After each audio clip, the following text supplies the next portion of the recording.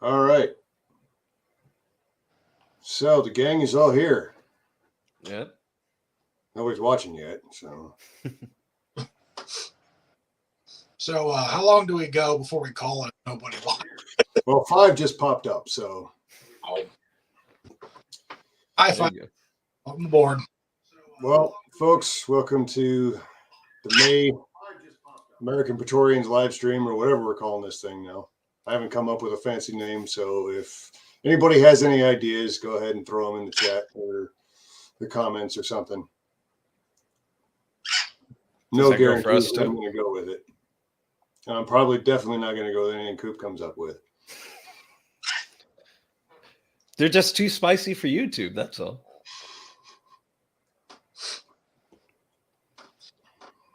So, hi everybody watching. Why don't we introduce ourselves? Because nobody knows who I am, and everybody knows who Pete is. But Mike, tell us a little bit about yourself.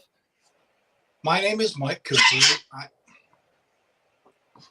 I am as I like to put it, I'm America's okayest speculative fiction author. I write books for Bayon. I actually did a short story with Peter a few years back, and that's how I got to know him. And I have a book coming called Trouble Walked In, releasing on August 8th. All right. Mike basically kicked off the Dead Six series. Yes. The first one came out while he was in Afghanistan. It started as a shitpost, if I yes understand correctly. Yeah. Before anybody even had the phrase shitposting cooked up. It was on it. It's predated. I don't know if it quite predated Facebook, but it was long before I was on Facebook. It was 2006. Oh, that was back when you were too young for Facebook, and now you're too old for it. Yeah. I think back then Facebook might have still been a hookup act for Mark Zuckerberg. So. But, yeah, probably was. So, but all his former dates are still there. They're the bots that go through Facebook. Or was he trying to meet humans on Facebook? There's no telling. He needs, he needs to study humans to help him emulate them. Did you see that selfie he just took with like the Facebook staff or whatever the fuck? Yeah. The aliens and lizard people? It's literally the NPC meme. Yeah. Yeah, welcome back, Mr. Nightcrawler was the origin of Dead Six. Because Nightcrawler was my handle on the gun message board where that started. And author self-insert. You're a hack. Oh, yes. Which that is the main reason I never really wanted to publish it. Larry had to talk me into it. I was like, this is like a ridiculous self-insert story. Nobody would want to read this. Well, I was wrong. So, and now I'm a successful author. So that's it's a good thriller. It definitely, if you can maintain your hearing. Oh yeah, it's all my favorite parts of Deus Ex, just thrown into like with some extra Tom Clancy action thrown in there. I don't unless you've played Deus Ex, you probably don't know how much I've borrowed from that book for the series. You didn't borrow from Deus Ex, you borrowed from the world, okay? Yeah, no, that's how everything works. As we're learning now, yes.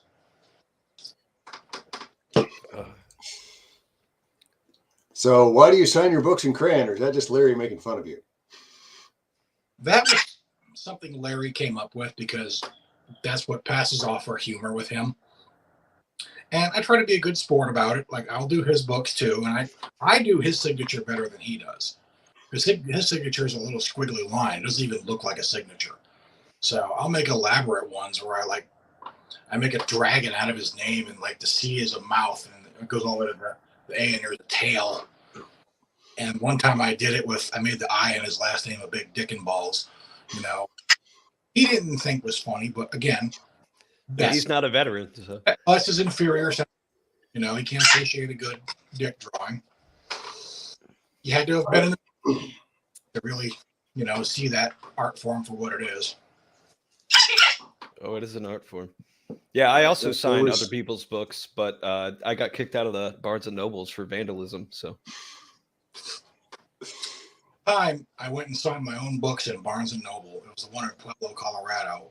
I asked the lady there if I could do it, and I don't think she believed me when I said I was. So I showed her my ID. I still think maybe she didn't believe, but she should have just walked behind you with like the price tag printer and just like increased the price every time you. that was my idea. Like, look, this is a collector's item someday. You watch.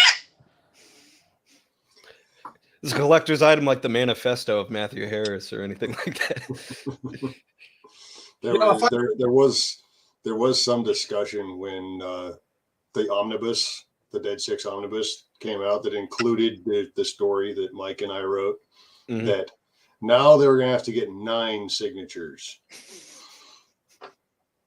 In other words, Larry's, Mike's, mine, my facsimile of Larry's and Mike's in crayon, It and just so on and so forth. it turns into a story problem. Yeah.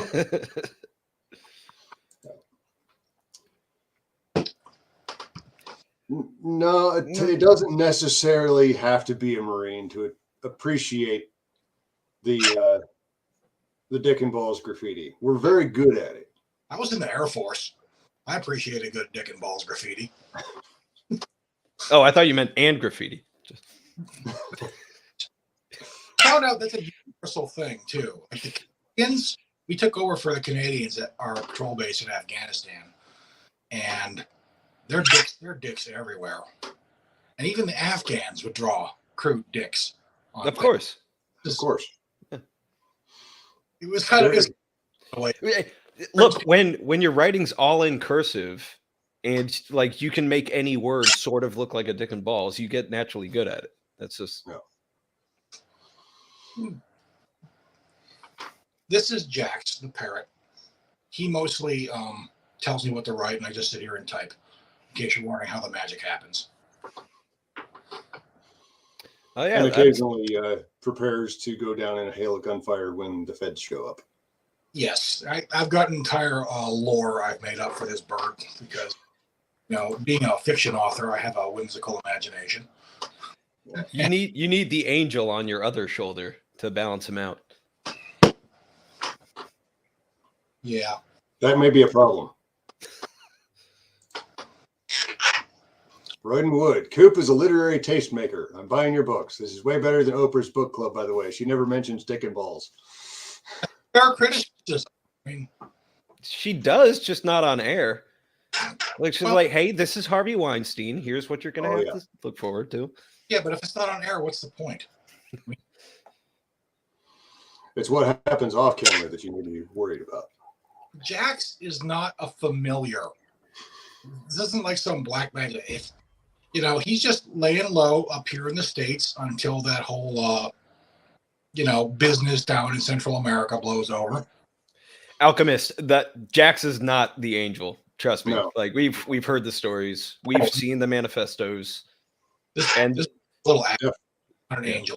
Like I took, yes, Pika bird. When I took his first ever veterinary checkup, I had to warn the vet, like, look, he's gonna be all cute and shush. He's gonna be all cute and friendly in his cage. Shush. He's gonna act like he wants you to pet him, and then when you try to pet him, he's gonna bite the shit out of you. So don't fall for it. And sure enough, the vet thanked me later on. So Jack isn't a familiar is exactly what a parrot demon would make its thrall say. that's ridiculous. And it's Jax with an X. My ex named him after a character from the Sons of Anarchy, I think. Yep, it's the main character. Yeah, I never watched that show, but she did. It was good for 3 seasons, and then it just became soap opera with leather vests. Well, I mean, isn't that where they usually end up? Like in real life? Probably. I mean. Oh, Pete says this is your cousin, Michael. Somebody. Do you have a cousin named Michael? Yes. Oh, good. Good. Otherwise, that's weird. It sounds like something a parrot would say. But, oh, yeah, speaking of the parrot lore, in his defense, said that, quote, it wasn't a war crime. They're just bad at fighting. That use of white phosphorus was allowed under the laws of land warfare because it was a screening smoke, not being used as an incendiary agent. And if it burned their lungs, they just shouldn't breathe so hard. And that sounds reasonable to me. Yeah. Yeah. Kind of like Sounds reasonable to everybody but the Hague. So kind of like the fat electrician is never a war crime the first time. no, that it's just trial and error. There you go. Okay, good. What's the drink tonight? The drink is Lafroig, Slanja. Nice. Monster Papillon. Chemicals. Orange soda. Oh, man. So I'm the only one with drinking poison tonight. Well, no, Mike's drinking poison. I was going to say mine's 0 sugar, so it's probably way more poison than alcohol. Oh yeah, straight cancer. Yes. Poison. It has been certified by the FDA as non-toxic. It says right here. Yeah. Debunked. Okay, the fact checkers. It's not poison. How much else is the FDA certified these days?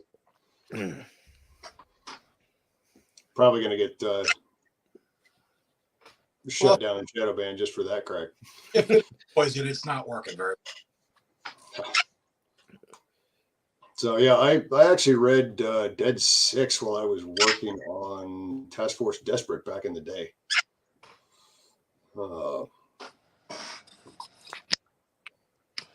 Very first American Praetorian book. No matter how much Fanta you drink, nobody's going to think you're fantastic. They don't need to. They know. They don't need to think it. Oh, did we lose Mike? No, I'm still here. Oh, okay. I think he's trying to. I was just issuing the parrot. Yeah. That's all. He was getting a little squawky talky.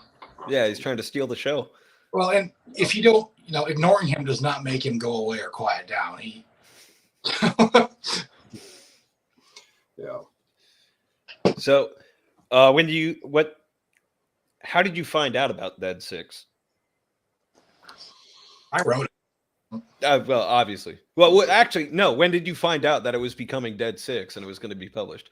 Oh, God. So it was back in 2006. We wrote it in 2006, and that's actually how I met Larry. Right. And I moved to Utah that year, and we just kind of wrote it going back and forth. We didn't have anything really plotted out at first, just making it up as we went along. And then the next year, we started writing a sequel. One point, he'd gotten like 30 or something like 50,000 words written for the sequel. And I started on it, but that's when he started bugging me. Was that we should try and publish this, because he'd finally gotten Monster Hunter International published. Right. Because back in the day, all he had to show for his effort was a big stack of rejection letters. Like, I think even Bayan rejected him. And he went to self-publish back before it was so easy through Amazon. It was print on demand back there. Mm-hmm. And he sold a bunch of them as these print on demand $20 a piece novels at like gun shows and online and things like that. And it did well enough that Bayan gave him a second chance. And now he's one of their top 3 authors, I think. So that worked out. But after he got that one published, he came to me. He's like, we should try to get this published. And I told him no. I was like, this is ridiculous. We can't publish this. This is like some self-insert fantasy thing made up as we go along. Nobody's going to. So is most of Stephen King's work, and he's fucking making bank. Well, you look at some of the stuff that gets published. And yeah. I didn't know any better back then. No, I didn't know what the publishing world was really like and what authors were like. Now, cat without 3 authors. So, but, so he worked on me for about a year trying to convince me to publish this thing with him because it was already written and he was just trying to be lazy and get a cheap second novel in without a ton more effort, right? And finally, he showed me a novel that he had, a thriller novel from a big name author. And I will leave it at Pete's discretion if I should name drop said big author. But straight. But Yeah. Mike. Mike has more work ethic than Stephen King has in his crack pipe. That's some good work ethic, man. Yeah. I appreciate that you believe that's true. Someday I'll get a book turned in on time. Yeah, but Jax has more crack in his crack pipe than Stephen King has in his crack pipe. I didn't know what the publishing world was really like. Suddenly the parrot demon makes so much more sense. Yeah. But so he eventually talked me into it by reading me excerpts from a novel. And I'm just going to go, I don't know if I've said this in public before, but I told people it was The Lions of Lucerne by Vince Flynn. Right? Is that Vince Flynn or Brad Thor? I think it's Vince Flynn. It might be. I don't even remember now. I think that was Brad Thor, actually. Okay. If somebody in the chat knows for sure which one that was, go ahead and. I don't even. And I'm sure his books are good either way. And he's a millionaire, so I can't really talk shit. But this particular book, even Tom Clancy in his later books kind of, tapered off a little bit, maybe lost some of the old magic. This one is about Swiss mercenaries who kidnapped the president of the United States and kidnapped him from a ski resort in Utah. Now, I had dumb shit in my book too, so I'm not making fun of the plot points, right? But one of the plot points was they found out that they were Swiss because they had killed this Mormon family in Utah and was living in their house. And when they were investigating, they kidnapped the president and they killed like 30 Secret Service agents. And so the hero is a surviving former Navy SEAL, of course, Secret Service agent. He's investigating this house and he finds a chocolate wrapper. And the chocolate only comes from Switzerland. And as he knows, Mormons don't eat chocolate. This is like nuns don't work on Sundays. This is like Magnum PI level of like, first off, that's not a nun, that's a religious sister because she's not cloistered. But second, their main thing is Sundays. Larry may have been shoving in his mouth when he read this to me. I mean, I think the LDS church, they don't drink coffee and I don't think hot tea, but there's nothing in there about chocolate as far as I know. I was going to say, when you said Larry was like pounding out 50,000 words, I just imagined the amount of Coke Zero that guy was drinking. Yeah. Yes. I don't understand who can drink that stuff. Did they have Zero in 2007? I don't remember now. It may have been Diet Coke at that point. Yeah, maybe. But anyway, he showed me that, and that was okay. That was just that was a dumb mistake because like you can just ask somebody who's Mormon about that. It's not like they're shy about telling you about your. Is there anything else you want to know about Mormonism? They'll come right to your house. Yeah. But research mistakes can really, really kill you. And then there was a part where like these two Swiss mercenaries, one had I think he was armed with an HK P9 or a P7, and the other one had an MP5, and he referred to them as a decidedly deadly duo. He's like threw some when you're throwing alliteration in there, that means you don't give a fuck anymore, right? No. Like I've already made my millions. You guys. The thing is, I think The Lions of Lucerne was his first novel. Really? Yeah. Oh, that might explain it then. I don't know. But I don't know. I tried reading one of his considerably further down the line, and I think I made it about 75 pages. But that showed me, though, the dwarf riding a mastiff out of a fire set by terrorists was okay. I'm out. Really? Yeah. Well, there goes my next novel. Okay. Thanks, Pete. But what this showed me, I'm not saying all this to bash on Brad Thor. Like I said, he made plenty of money off it. Yeah, so yeah. Right? But still is. Showed me that even the big name authors are just guys. You know, there's nothing magical about their prose. They're just guys writing books. And this isn't so different from what I had written qualitatively. And that convinced me that I could do it. So then I agreed, and I ended up rewriting my entire half of the book while I was in an EOD school in 2009. So it was the most stressful part of my entire life, right? And when I say that EOD school was more stressful than doing EOD work in Afghanistan, right? And I'm doing this and I'm writing a novel on nights and weekends. And somehow it worked out. And it came out in 2011 when I was in Afghanistan. I got a picture of me holding the first copy of my book out in the field somewhere. I carried that around with me everywhere. And yeah, that's how I got. So I kind of cheated to get into publishing. Like, I didn't submit to the slush pile. I didn't go through all the struggle that a lot of authors go to. I didn't get rejected. You know, Didn't I just do the casting couch. no, yeah, we don't talk about that. Well, I kind of cheated because I said, okay, screw it, I'll do it myself. Yeah, I just stuck my foot in the door and snuck in, and now I'm a successful author. And I didn't even want it at first. Like, I had any designs on the author. I didn't think I had written was like good enough to actually get published. And this blows minds of some of my author friends. One in particular asked me, so let me get this straight. You just write because why not?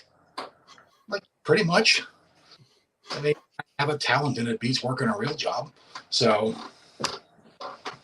I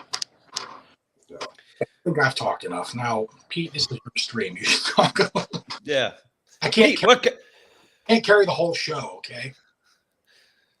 So, Pete, I hear you have a book that's come out. What is that like? Oh, well, wrapping up the Maelstrom Rising series was in some ways a little bit of a, almost a little bit of a relief, just given the way that things have been going lately. Because you don't have to keep ahead of the current events that are just as crazy, if not crazier, than your books. Yeah. As one friend in the chat last month said, Putin ruined Maelstrom Rising. Well, this is one of the reasons we set Dead Six in an alternate universe. Yeah. Frank's And it's one of the reasons why the Branning's Blackhearts series is also in something of an alternate universe. There have been a couple of locales that don't actually exist in our world. Yeah, I noticed the one series that you said doesn't exist in an alternate universe is The Lost, and that scares me. Yeah. Well, we won't get too much into that. That's getting into some serious spoiler territory. Right. But yeah, the pretty much writing Option Zulu was a matter of about 2 months of please don't let Taiwan clack off before I'm done with this and get it out. The Taiwanese were saying the same thing. So. Oh yeah. But Yeah. Starting to think Taiwan might be all right. I think the Chinese may have seen how badly it's going for Russia and Ukraine, and maybe aren't feeling as froggy as they were a couple months. Well, one of the things that I've been getting at with Maelstrom Rising is that desperation makes politicians do stupid shit. And Chinese are facing some pretty desperate times coming up here. Their GDP is something like their debt is something like 500% of their GDP or something like that. Well, yeah, because what they do is they tie it up all in like real estate contracts and New World or development for third world countries contracts, and they promise the money, and then they say like, hey, yeah, just further down the line, and then you'll get it, then you'll get it, but yeah, never gets there. The I've showed you guys this weird cadre of weirdos on Twitter who are just like stands for communist China. They think they're a serious country, and they think they're going to beat us because they're a great and serious and smart country. And all of our economic problems they have 10 times worse, including the outrageous debt and liquidity. If you have a healthy economy, you're not imploding 15 to 20, 30-story high rises because you've got nobody to live in them. Yep. Well, that's where they can lock down all of Shanghai. Well, no, never mind. That's going so well, isn't it? And not just that, it's they're facing a serious population crash in the next coming decades too. Oh yeah, the estimates for China's population to fall by half have gone from 2100 down to 2050, maybe in some even as close as the 2030s. And a lot of people, I think, don't appreciate how much of a problem that can cause for a country and its economy, because then it's something Japan's starting to face now. You don't have anybody to take care of the elderly. Yeah, that's why there's yeah, I was going to say, what don't they have those like cat girl waifu maid bots? Aren't they going to take care of the elderly, or just their incel sons? They might take care of the elderly. Yeah, with the waifu terminators, yes. But more likely to take care of the elderly with the waifu pillows. Man, our Skynet dark, future is so much lamer than fucking the Terminator series. Yeah. Especially since it's not going to work out like the Skynet future anyway, because we've talked about the whole AI thing is kind of a boondoggle. Well, yeah, because AI is the bot that is trying to scam you. Yeah, but that's the thing. It's like, even in its actual like high end, we put billions of dollars into research of this stuff. The bots and the AIs, they still have the problem that like your general Twitter user has, where they can't actually define terms. No. I think we were talking about this, where the three laws of robotics don't actually work, because how does a computer define humanity? How does it define harm? How does it define action versus omission of action? Like, it's people. I think some people don't appreciate how complicated creating artificial intelligence is, because to get a robot or a machine to do things that we take for granted is actually really complicated. If you want it to change a light bulb, you have to teach it what a light bulb is, and you have to tell it to grab the light bulb and how hard, and then what to do with it. And it has to be able to recognize the light bulb from the background. Ultimately, the computer can only do what you tell it to do. If you put too much reliance on that, it's going to let you down. I spent a couple of years driving a truck, and the whole time I was hearing about how automated self-driving trucks are going to come replace us all. And okay, but there's some pretty big hurdles to that still. Like self-driving cars need to be able to see the edge of the road to know where the road is, right? My truck had a thing that scanned the lines, like the margin lines on the highway, and it would send a little alarm in the cab if you started to really annoying, by the way. But well, the way you drive, yeah, of course it was. Oh yeah. But it wouldn't work if the lines were faded or painted over, and or covered in snow. I read it trying to get, like, what are all self-driving cars going to do for construction zones? Well, they had the idea that they would just replace every traffic cone with one that had little radio frequency emitters in it, so the traffic cones could talk to the cars. So that was the problem. Is more difficult than a lot of people give it credit for, I think. Wouldn't it make more sense for like trains to replace truckers, at least from junction to junction? I think if any transportation gets automated first, it'll probably be trains, because they're mostly just hauling freight anyway. There's only one place they can go, and that might make them more efficient if it's all centrally scheduled. But I don't know if the rail are going to let that happen, though. Not to mention, you got the problem of rails only go where the rails go. Yeah, you're not going to replace every single road. Oh no, I'm just talking like major junction to major junction, like. Yes. Right. Ultimately, a computer can only do what you tell it to do, which puts it leagues ahead of teenagers. I didn't say it did it well. Now, I think when you start seeing automated trucks, I think you'll see ones that run hub to hub, like from an Amazon distribution warehouse to another one. Right. There's a lot of infrastructure that's going to have to get supported with that. Like the trailer doesn't hook itself. You got to get out and unhook the airlines, and there's a metal crank to lower the landing gear for the and they're not going to replace every trailer in the country with like a robot one that can do all that itself. So you need people to do that. It's doable, but it's going to take a lot of time, and it's not going to. All truckers are out of work in 5 years. It's going to take a lot of time, and it's going to take a lot of materials that are increasingly difficult to come by. That, and like even at all of your different companies, you're going to have some kind of identifiers at every loading dock, so the truck knows where the loading dock is. You can't just take a number. Yeah. They'll get there eventually, I expect, but it's not going to be soon. At least not in the doomsday timeline of like, oh, there's going to be millions of truckers out of work 5 years from now. Have you considered this, though? These automated trucks will speak in a high-pitched Japanese woman's voice.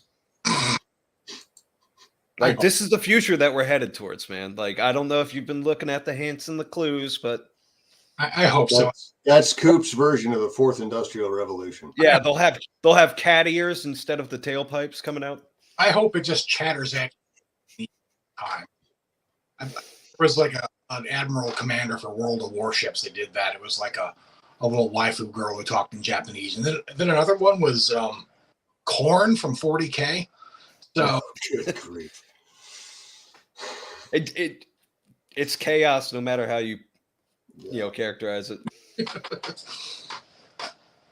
Headquarters of Tesla used to be right next to 10 lanes of freeway south of Oakland, California. Makes sense why they thought they could use AI to manage traffic when they stared at San Francisco traffic. I don't know if AI would do a worse job than California's infrastructure already does. Yeah, that's kind of a toss-up. Well, does the AI embezzle as much? Probably not. No. Yeah. Well, we assume. When you look at what some of these vaunted AI bot experiments have resulted in, and it's only a matter of time before they learn to steal everything that's not nailed down. Like I said, that's an assumption on our part. Like, oh, AI would never steal and cheat. Like, why not? No, I'm wondering why accountants are programming all this stuff. Like, that's. Yeah, I figured they'd be designed to do that. I love it when this may be fairly obvious from all of this. I'm a bit of an AI high-tech skeptic, which may have come out a little bit in the Maelstrom Rising series. I personally love it when you see people like Bill Gates and Elon Musk commenting articles about how they're worried about how AI could turn destructive. Like, you guys could do something about that. Like, you're the only ones developing it. And the answer is always, well, if we don't develop it, somebody else will. Like, oh, yeah. Oh, I got to burn down that orphanage because if I don't, somebody else will. That's.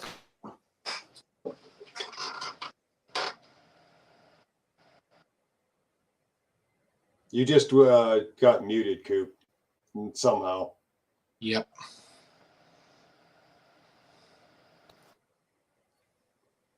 Well, this is awkward. Can you hear me? Yeah. Yeah. I said the wrong words. The AI caught me. It was just like, nope, can't let him say that. Can't say that. Thanks, Susan. So, Peter, can you give us any like a layout or a overview of your book that's coming out, since that's what we're theoretically here to talk about? Well, I had to getting into a little bit of spoiler territory for Power Vacuum. Anybody who's read that one knows that in the epilogue, a nuclear weapon was set off in Taipei. Well, I couldn't just start with that because that's not where we left Hank at the end of Area Denial. So, kind of rewound. I understood. Yeah, that's an old cut. Had to rewind to about the same time that Power Vacuum kicks off. And yeah, it's kind of a meat grinder from there. Did a lot of research on Taiwan's defense plans, China's invasion plans. There's a let's see, where is it? It's over on the shelf over there. But there is a book precisely on that topic, on the Chinese invasion threat that I read a great deal of. And as I was reading it, it's like, okay, this is going to be a little more complicated than I anticipated when I figured I was going to tackle the invasion of Taiwan. And that's what the Russians said about Ukraine. So yeah. Well, not everybody's caught up yet. We put out a spoiler warning. Yeah. Put your hands over your ears and sing the national anthem. I'm not going to get too spoilery tonight. We might, if folks want, since there's no release next month at the moment, we might just do a straight up spoiler show next month. Month. Pete. So I'm like halfway through Escalation. So if you could just lay off the spoilers for pretty much the entire series, that'd be great. Just like don't talk about it. Pretend you never even wrote them. Fair. Get out of here.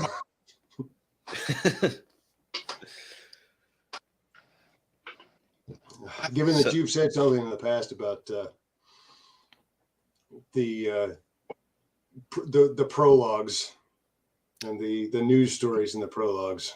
Yeah, it's like I the first time, because you sent me a sort of alpha copy to just comment on, see where that went. And I'm reading the prologues and these news stories, and I had to like Google search half of this shit to make sure that like I didn't know if you were making this stuff up for the purposes of the book or if you were pulling current events and then formulating the book around it. So I had to make sure that these weren't authentic stories. Yeah, I've paid just enough attention to be able to emulate news story BS believably. Yeah, that's what got me too. Is like I was like, this is the same, mealy mouthed word salad bullshit that you read on like CNN or Fox and all that stuff. So I was like, did he pull this or is he like making this up? So some of it was easier than others. The more mealy mouthed stuff took a little bit more focus. The one that sticks out in my mind though was like the fluff piece for the activist that was in league with the cartels, because they're just like, oh no, she would have nothing to do with this. She's a freedom fighter. She's so compassionate for rights and all that stuff. I'm like, this is what you would see in like Salon or the Atlantic or the AP or Reuters, whatever. like team trying to salvage her reputation. Yeah.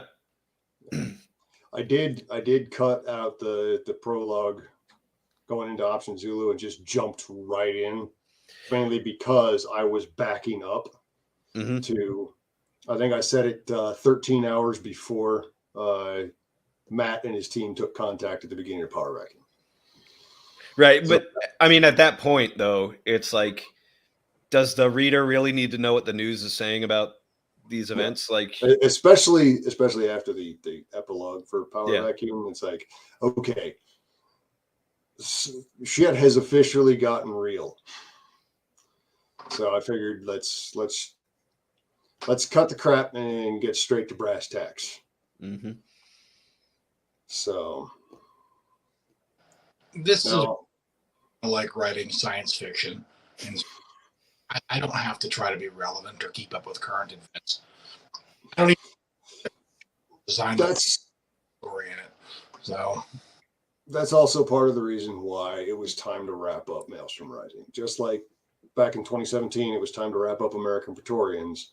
It's like there comes a point where I've diverged enough from actual current events, while simultaneously being at risk of being overtaken by those same current events, that it's time to stop, wrap it up, end it, reset, and do something else. Well, yeah. So all your future readers can be like, "Oh, he got this completely wrong." Like, oh yeah, this stuff was going on when he was doing it. There are some who can already say that, because I had Ukraine falling to a coup because of. There's still time for that.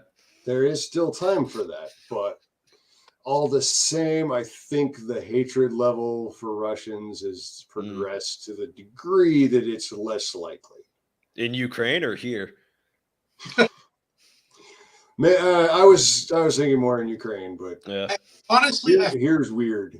feel like a lot of the Russian hatred here is just virtue signaling. It's theater. Oh, it has to be. My local hockey team is half Russians, and everybody keeps going to their games to watch them in the playoffs. Like, it's one of those things. It's like you got to wear the ribbon, Kramer. You know, I don't want to wear the ribbon. We're all wearing the ribbon. This guy won't wear the ribbon. Now the ribbon's a Ukraine flag, and before it was a mask emoji or a little needle emoji, and before that it was BLM, and it's just the current thing that you're required to support. I'm so glad I don't know how to put flags in my social media stuff. I haven't bothered to try and find out. Yeah. Because why? Until I design my own flag and I can like code it into Unicode and all that shit. But I think, with any long running series, there comes a point where it's better just to end it, because especially if you're actually worried about continuity versus like The Simpsons, where they're always kids and the characters are all the same age, right? If you're writing something with a continuous setting, eventually you can get so deep into it, it's hard to navigate anymore. And it makes it harder for you to pick up new readers because they have 20 other books to read. And some people will go look at that like, well, I don't want to read all those books. And that's okay. You can always do a Crisis on Infinite Earths rerun every 5-10 years, even though it was supposed to be this huge event when they originally did it. But that was successful, so it'll be successful the 30th time. It's like WrestleMania at this point.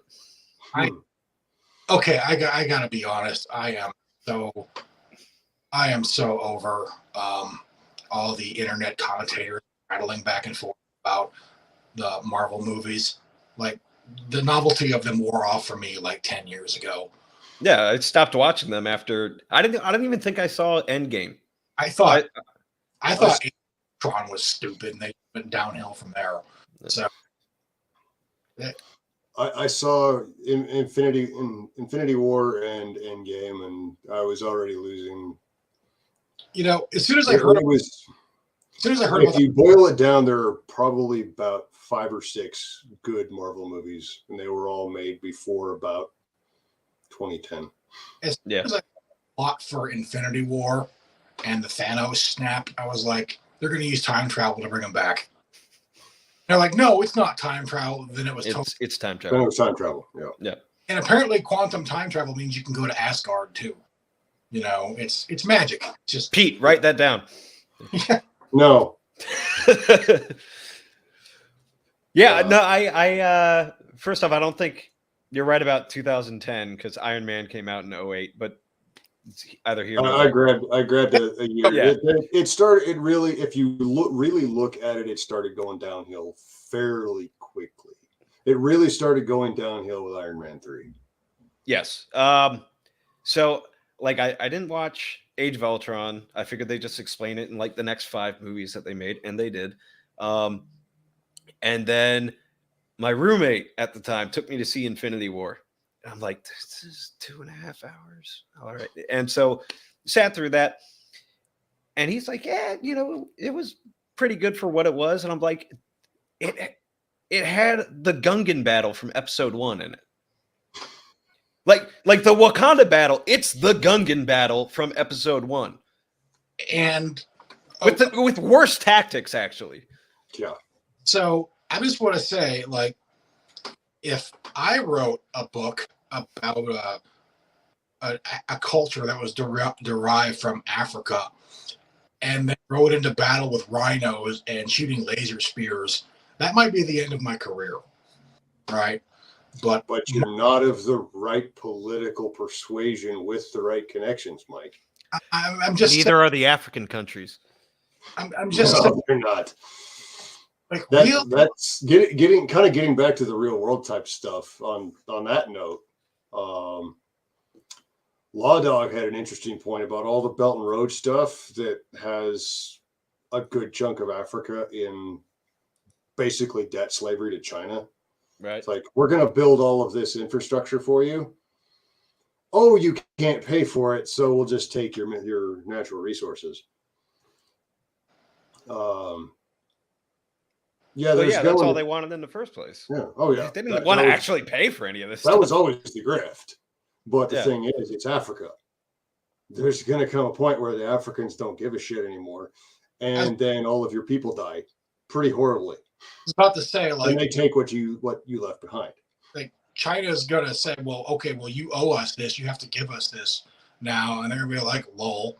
Yeah, and then they pull out the laser spears and start charging on their rhinos. Oh, wait. I think we just got demonetized. Or I think it wasn't monetizing this anyway. Yeah. All right, we're good.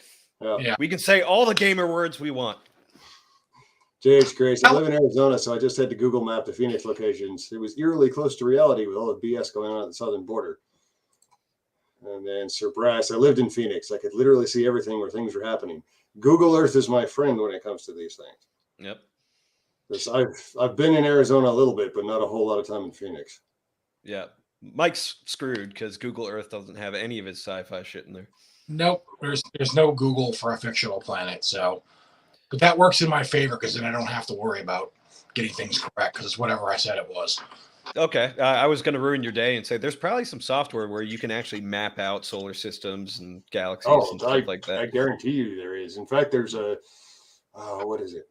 You can probably buy it on Steam. There's a freeware program that's got like the entire known universe kind of mapped out, and you can fly all over it if you have the time, which I don't. Yeah, but why? Yeah, exactly. That's what I'm saying. That ruins Mike's day because he's like, "Fuck, there's actual rules here." Well, in my book that's coming out, Trouble Walk In, the planet is orbiting a real star. It's 18 Scorpii, so I actually looked up a real star. But for a lot of it, like why? Is it better if it's a real star? Does it make it feel more real to you? Interstellar civilization is never going to exist in the way I describe it. Does that feel more real to you in here? I'm not trying to be sarcastic. It's just like science fiction is fantasy. Well, hard science fiction can be hard to do well. And I think it's because you really got to do a lot of research and maybe a lot of math. And I don't know about you guys, but I was in the bomb squad, not the math squad. And I was a scout sniper, so we had to do some. And it kind of limits like some of the, like you can't have a sweeping interstellar space opera on a normal human time frame without faster than light travel. Now, they've gotten around that. They postulate sleeper ships or, But how do you know that your sleeper business is actually going to work and keep people alive for that long? You just need it to work for the story, and that's what Mike's getting at. Well, yeah, then you're getting things up. So is it really hard science fiction anymore? And I would say no, because here's what hard science fiction is like. Hard science fiction is trying to write like insanely accurate historical fantasy, where you've chosen like a time in the past, you've researched everything, you've gotten everything as accurate as possible. Now add magic. Yeah. It immediately destroys your historicity anyway, because why would things be the same way if there's this new fifth element of yeah. That's why I think Larry had a clever workaround for that in his Hard Magic series. The magic didn't appear until like the late 19th century. So the world had evolved with it by the 1930s, but it didn't change all of human history. So you can do something like that. Right. But it's yeah. But that's what I'm just getting with, like, if you're trying to do hard sci-fi 50 to 100 years in the future. First up, like 50 years ago, we thought that like there'd be no more food left. So that's what our predictions are like 50 years ahead of time. Yeah. Second, we have no idea what technology is going to be that way. So you're not actually predicting the future. You're just telling the reader, look, I needed a buffer for where all this stuff could actually be developed and figured out. And now it works, That's exactly. I mean, just there's a reason why I didn't put hard dates on Maelstrom Rising, because it was my timeline was 5 to 10 years from now. Well, whenever you read it, like, yeah, now it's whenever you read it, and that was difficult enough. You know, it can be difficult to make things. For a while there, it was difficult to make like a story feel like it was current because things were changing a lot. Like when Larry and I were writing Swords of Exodus book, we went back to his material that he'd written for the sequel from the original online story. And like at one point, Lorenzo had a flip phone. And this is 2012. We're like, they're coming back, okay? Yeah. So it was like, for a while there, it was really easy for things to seem dated. But now smartphones have been around for more than a decade. So if you just say smartphone, yeah, okay. I mean, the cameras are a little better, but they're basically the same. So in 50 years, cops will still carry J-frames as backups to their laser guns. 40 Smith & Wesson, as God intended.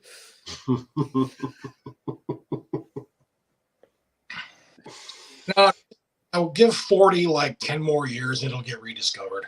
It'll come back. It'll be the gun culture 3.0. Yeah. We're back to battle rifles for Army infantry. All the salty made me so happy. I called that one too. Yep. I didn't specify in the books that the M37A2 was the MCX Virtus.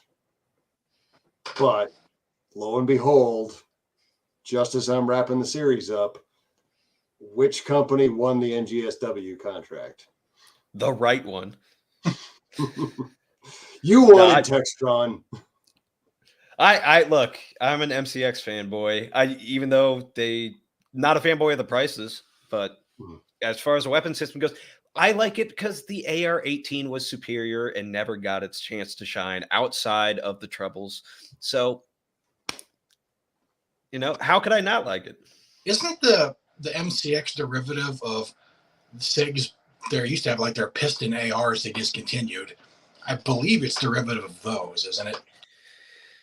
It's a gas. It's a gas piston, but the gas operating system and the piston are all on top of the bolt. So that's why you can have the flip stock and all that, which is not a new concept. Stoner did that with the AR-18. It just never got picked up. So, I mean, I had a FAL with a folding stock, and it was just like, wow, the AR guys. Yeah. Ooh, it's got hit. Your parrot bewitched it. Technically, I could probably have a folding stock on my M1A, just because, again, I'm going to get that Juggernaut bullpup M1A thing just to send you pictures of it every day. Every day you'll be in the middle of working on your next book, and I'll just send you pictures of this. Like, look at my Halo gun. Have you fired it? Fuck no. This thing's a piece of shit, but look at my Halo gun. Now, I kind of feel bad for, speaking of the next generation squad weapon contract, I kind of feel bad for AAI because they've been trying to get the government to buy one of their weapons since the 60s. I don't think they've ever succeeded, though, even going back to Project Salvo when they were playing flechette guns, or the SPIW program. They have never quite made it. Some companies just never do. Yeah. It really has more to do with like lobbying, but also it's like how much you're greasing the wheels on like the actual contract and bidding and that stuff than it does to do with the designs of the product itself. So honestly, I halfway figured that it was probably going to get canked anyway. The whole program is going to get canked like just about every other such program for how many? There's a floating around out there called about the original, the ACR program. Oh, yeah. That, the Army could have a new rifle by 1996. Oh yeah, I remember checking the books about the ACR program out from the library when I was a kid. Well, I mean, I know the ACR, but what was the? It was like the M8. Oh, the XM8, the yeah, melted, the XM8, the melted G36.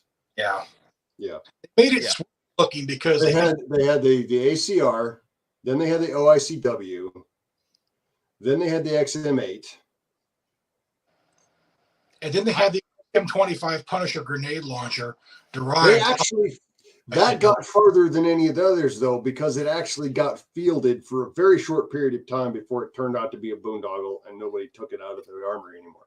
Well, it was one of those things where making a smart fuse like that is in small enough to be a 20 millimeter grenade. It's not big, right? So you got to microize all these complex electronics and make a fuse and still have room for your payload. That's challenging, and I think didn't one of them like blow up and hurt somebody because it detonated. I mean, that's the point of a grenade, but not the user. I just remember the XM8 because it was in every fucking video game.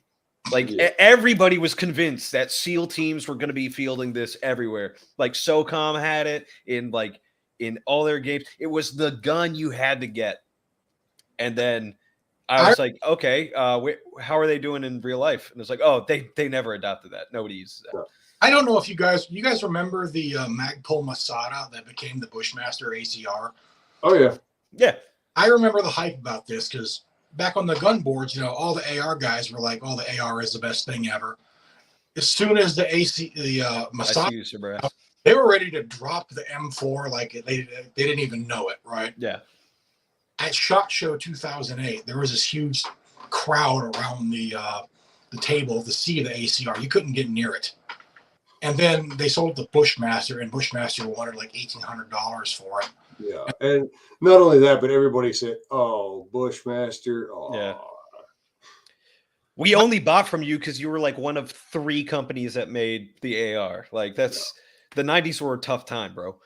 My AR, my fire rifle that I ever bought was a Bushmaster in 1999. It had a fixed stock, a 16-inch heavy barrel, a permanently fixed AK-74 muzzle brake, like an A1 carry handle.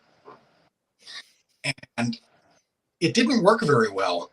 And it was like $700. It wasn't cheap. And you had to spend $30 to $50 a pop for the pre-ban, the good pre-ban magazines. Because if you just got the USA brand magazines, they didn't work for shit. And now, 23 years later, I have a $500 AR that was a gift to me, and it runs fine. Yeah. Like the bolt's magnetic, particle inspected, and everything. Wow. The manufacturing base for ARs is so distributed and so streamlined now that you can get a serviceable AR for $550, but you got to spend $1,200 to get a good AK. Yeah, it flipped in like the past 30 years. Because it used to be, if you wanted a good AR, first off, good AR, you would have to actually shell out a shitload of cash. But the AKs, like you could just grab wherever you wanted, and it was fine, and everybody was cool with it because they were just like, this is way better than the AR-15 anyways.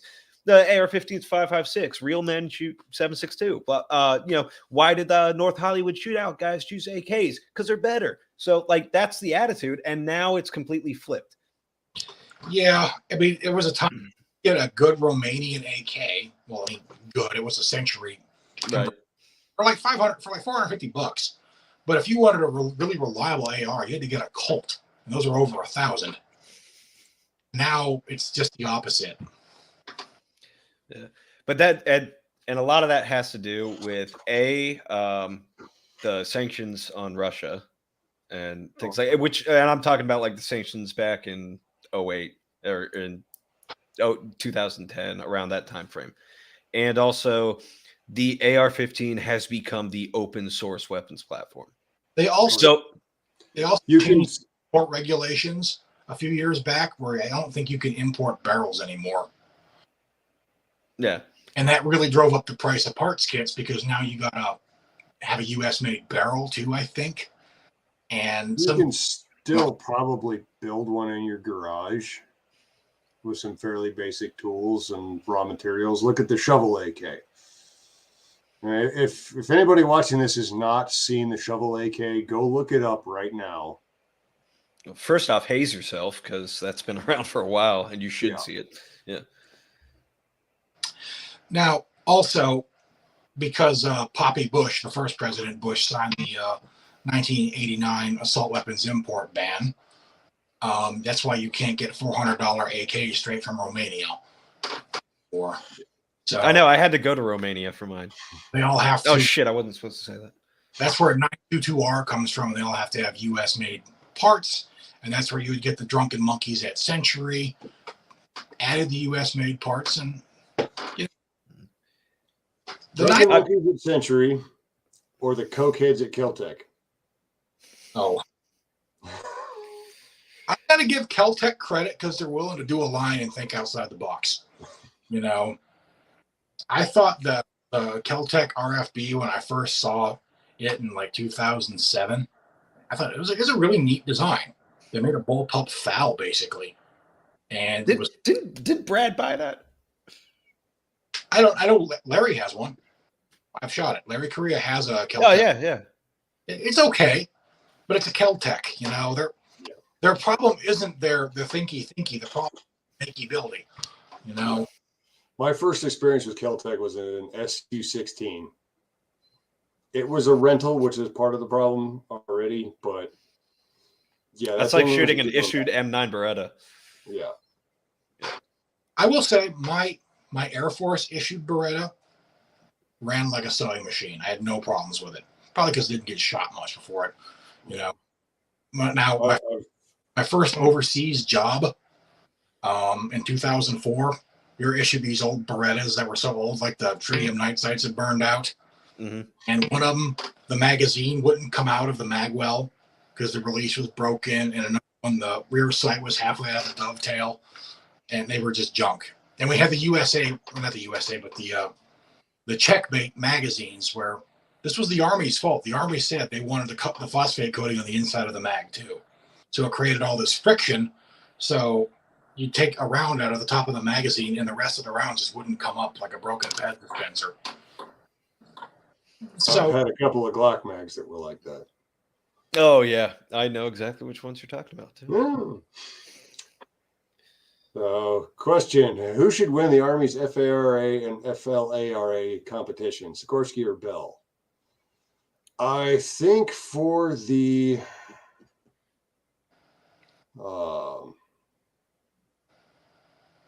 Army's version, the Army's variable in Maelstrom Rising, I went with the Sikorsky version. it'll probably be Sikorsky, just because I don't think Bell has quite the pull that Sikorsky. Bell had any big helicopter contracts since the Huey. I'm still waiting for McDonnell Douglas to make a comeback. So Are they even still around? no, they're not. They've been first off, so. everything has been consolidated into like Boeing, Lockheed Martin, Sikorsky, Bell. Like, yeah, they're still there. They're just is Northrop Grumman even still a thing, or did they get absorbed too? Build ships for the Navy now, and they build drones. But it's all like incestuous in the defense, in like the aerospace world. So like, you know, Lockheed will build the F-35, but then Grumman will build some of these parts, and then they got to get the money out there to everybody's congressional district, you know? Yeah. Like, how can we make this plane as expensive as possible? Well. Yeah. And that's another thing that I've, again, tried to touch on is that when you have, let's make this weapon system as expensive as possible so we can only have so many of them, where do you end up when they start getting used up? And we're starting to see that with the Russians in Ukraine right now, because a lot of their stuff's getting used up. You know, with modern combat craft, that's going to be a problem even if you have a fourth generation fighter. You cannot crank them out in a factory in a day like you could a Mustang. You know, what you start the war with is all you're going to have, because the war is going to be over before you can get more planes made. But that's where you're going to see, like with the Iran-Iraq war, where it takes one mission and then you don't have an air force anymore. Historically, in modern, like jet age air war, usually the air war is over in the first days and the losing side is wiped out. When In the Israeli, we've been involved, or the Israelis have been involved, we're not seeing that happen in Ukraine right now. The Ukrainians still have aircraft flying. I'm actually surprised. I thought the Russians would have gotten air superiority, like pretty decrepit state of Ukraine's air force, but I guess Russia's air force is pretty decrepit. So I was going to say, so did the Russians. Then just nothing happened. Yeah. It turns out every time they try to capture an air base, like they just lose all their paratroopers. Like, you imagine the revised version of the VDV song? Oh man, that was hilarious. they're trying to do a contested airspace combat drop in the modern world. Who thought that up? Vodka. Oh, Yeah. Apparently I saw one of those Russian propaganda accounts online. They never found any wreckage of an IL-76. It's just Ukrainian propaganda. Like, okay, guys, yeah, it's all coming together. You can watch the Ruskies lying in real time because you can watch the story change. Yeah, but also it's just like when they actually show proof or proof, and then you've got like Matt Damon's photo on a born identity ID. Like it was a prop ID that they had. Like I remember the scene too. It's from when he's in the embassy or getting the safety deposit box, and I'm seeing that, and that's on the.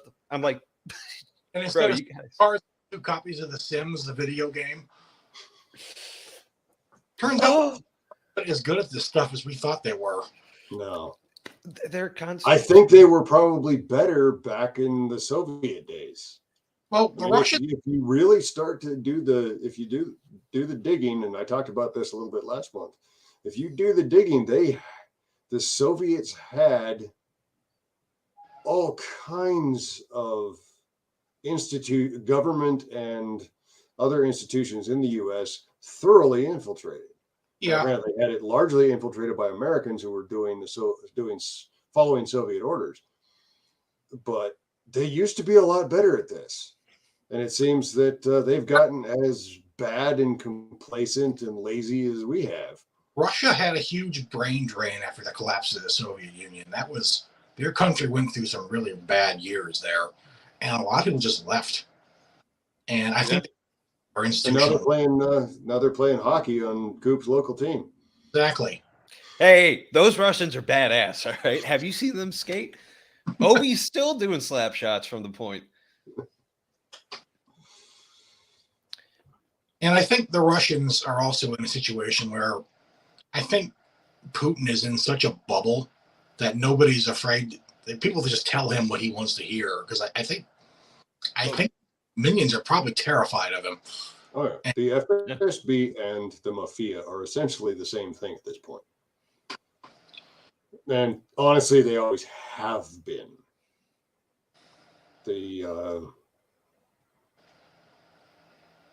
I've read Robert Chandler's discussion of him. I have a couple of his books. I haven't actually read them yet. But Anatoly Golitsyn was a KGB defector who crossed the line back in the late 60s, early 70s. And he was basically trying to tell people that a collapse is coming. The KGB knows it. And Andropov has contingency plans. And he's being more vindicated every day. Because who essentially runs Russia these days? Yeah. Now, I don't know if maybe those contingency plans didn't pan out quite the way they wanted to, but the KGB They never do. I mean, we're all vets here. We've all seen, you know the old saw, no battle plan survives contact with the enemy. Well, I revised that in 2005 to no plan survives leaving the wire. That too. Yeah. So of course their plans didn't work out the way they intended, because nobody's plans work out exactly the way they intend. And that's the thing that I think a lot of people who are kind of freaking out and taking the black pill right now need to consider as well, that nobody's plans work out the way they want to, and that includes the bad guys. You know, I had this thought because my wife and I have been rewatching the X-Files, started from the first episode, right? And it kind of got off to a rough start in the first season, but the way they portray the military is kind of hilarious because it's all like the Air Force, especially, is like all shadowy, and people, it's like kind of scary. And I was like, I come from, it's just kind of like, oh, okay, guys, you know. That's why when you start thinking a little bit too conspiratorial, you gotta like, could our government actually pull this off? Are they competent enough to do this? Is the question. Is what you're seeing a product of a deliberate plan, or it's just because they're incompetent? Because sufficiently advanced incompetence is indistinguishable from malice. Yeah, but I mean, all right. So it's like what we were saying with Putin, right? He got all this bad information because when you either kill or fire anybody who tells you what you don't want to hear, people only tell you what you want to hear. So I mean, like, look at our government. Nobody told the White House it was a bad idea to get a Harry Potter cosplayer theater kid to run the Ministry of Truth. Like, yeah, they still haven't figured out that's a bad idea. They shouldn't have had to, but I mean, common sense is an uncommon virtue. Honestly, I mean, the way the world is today, the fact that they had somebody like that earnest young woman in charge of the government or propaganda outlet is just chef's kiss. Well, you know why she got hired, right? It's because all her friends are in the position to hire her. It's the same thing with every other cultural institution we have. So she's just the theater kid that we know about. Oh, yeah. The rest of them are all the theater kids, too. It's like they got their entire personality from Scott Pilgrim versus the World, and they're in charge of you. They're in charge of the economy. Look what's happening. I've never seen that movie, and I have no desire to. Oh, I'm gonna make you watch it. No, okay. Just if you ever piss me off for any reason, I'm going to find a way to force this on you. We can work this out. We can have I make Coop watch Neon. Make Peter watch Scott Pilgrim versus the World. Something. And Passion of the Christ. I don't know. Like, what would we get him to watch? The Hurt Locker. Oh yeah. There we go. I saw it in the theater.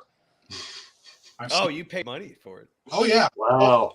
We used to go to the movies like every weekend when I was in EOD school because there was nothing else to do. And you think to be weird because it was, you're in Florida, like you can go to the beach. And I spent all day during the week in a sand pit in the sun on training problems. I didn't want to spend my weekends also in the sand in the sun. I wanted to be inside and in the air conditioning. So we saw a lot of movies, and there were EOD school instructors laughing in the audience during the movie The Hurt Locker. Like that's how bad it was. Yeah. There was one part they got right though. Well, two parts. Number one, the homoeroticism. That's legit. And I believe it. The scene at the very end where he's in the grocery store and he kind of he's like overwhelmed. That happened to me. Yeah. In Afghanistan, we spent like 3 or 4 days at Ramstein Air Base in Germany. And Ramstein has this like giant mall of a BX. Yeah. And I was looking for toothpaste or shaving cream or something like that. And, the BX in Afghanistan, whenever we got into Kandahar Airfield, they had like one kind, Whereas at this BX, it was like 50 kinds of shaving cream. And you'd think I'd never been in a store before. So that was legit. The rest of the movie was absolute garbage. So. I hear you. I was at that same BX picking out clothes to fly home in when I got Kazavaked over to Landstuhl. So I get it. But we still need to find a movie that would just drive you up a wall for this rock, paper, scissors of cringe that we have going on. Hard. I'm not like. The thing is, the problem is you watch shitty movies for fun. Like that's yeah. I was raised on Mystery Science Theater 3000. I watch a lot of riff tracks about. I've seen a lot of terrible movies. I've seen way more. The problem isn't necessarily finding a terrible movie. It's finding a terrible movie that we might be able to stomach, but that would be like fingernails on a chalkboard to Mike. Yeah, good luck, guys. I am going to find the K-popiest damn thing on the like Fantasia for K-pop to try and put Mike through this. That's gonna make me suffer more than you. Oh, you're into that stuff? Is that joke's on you guys? I'm into that shit. No, but I feel like that's gonna hurt you as much as it hurts me. I live in a Koreatown, dude. If I go to the Korean barbecue across the street, I'm listening to K-pop like the entire time at absurd levels. Like I'm glad I have tinnitus so that it blocks some of that stuff out.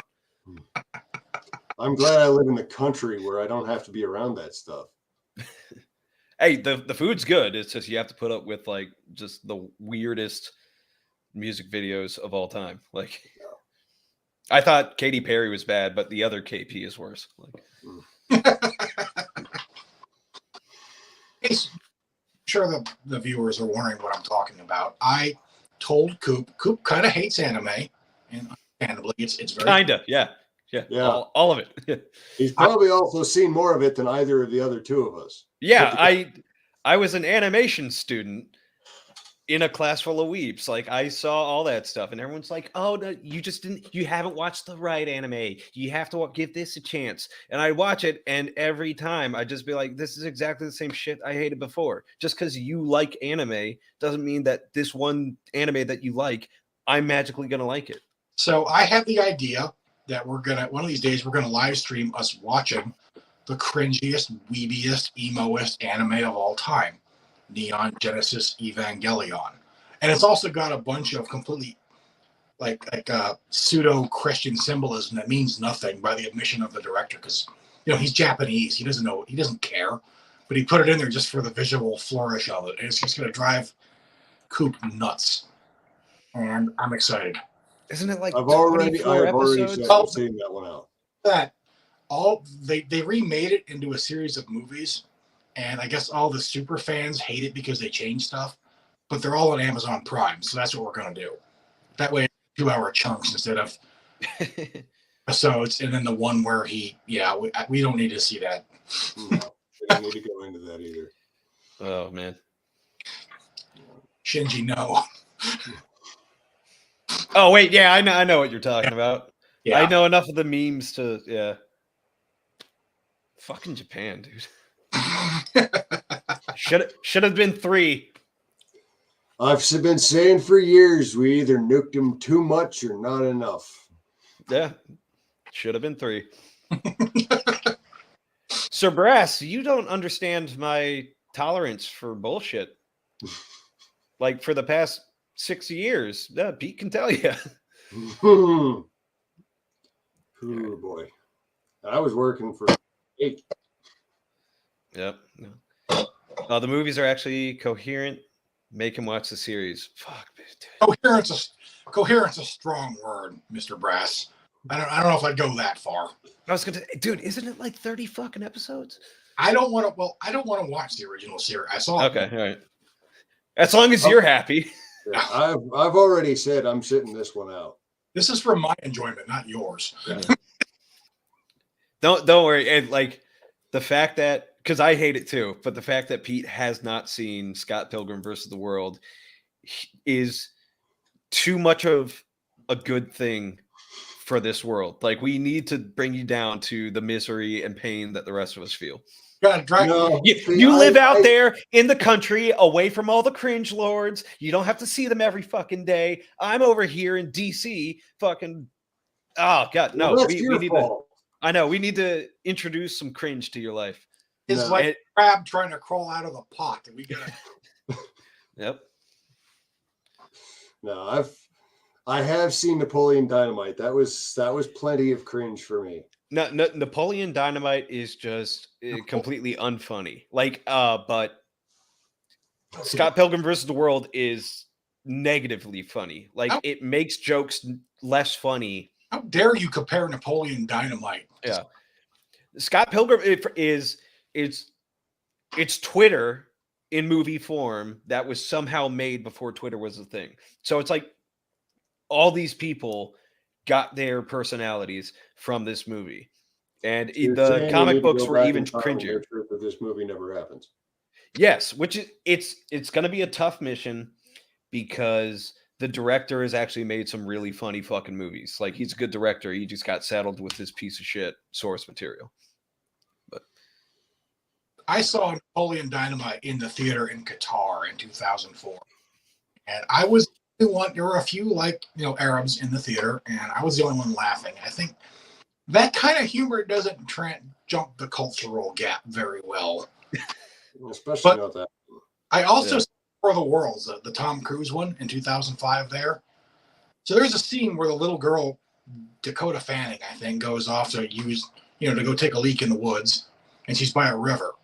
And then a dead body comes floating down a river. And then there's more dead bodies, and there's like dozens of dead bodies. The guys in the theater were laughing at that. Well, yeah, who doesn't know how to swim? Like that. That struck me as more of a quiet funny than a ha-ha funny, but whatever. That was also the movie where human flesh was instantly turned to ash, but somehow the clothes survived. Yeah, that was before we had all these like organic cotton things. It was all like the polyester stuff. Yeah, that's why we had to switch to cotton instead of the Under Armour shirts because when I was the military was worried about the aliens. Yeah. When I was I had these uniforms made out of rayon that would melt under the iron. You can't tell me it survived a death ray.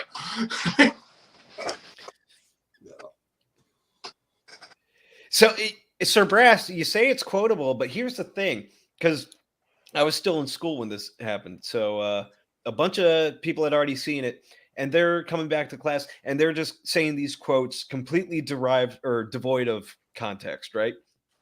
And everybody's laughing.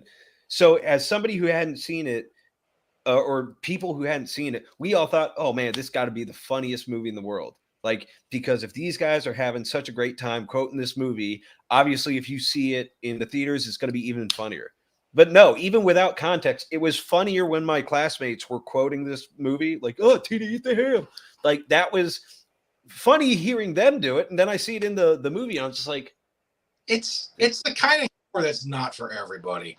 And I understand it because I think my sense of humor is more sophisticated. Yeah, of course. It's one of those things where it's just not everybody finds the same things funny. And that's kind of coming from left field as far as comedy goes. I'm not surprised it didn't, like, a lot of people don't like it. I'm gonna put it that way.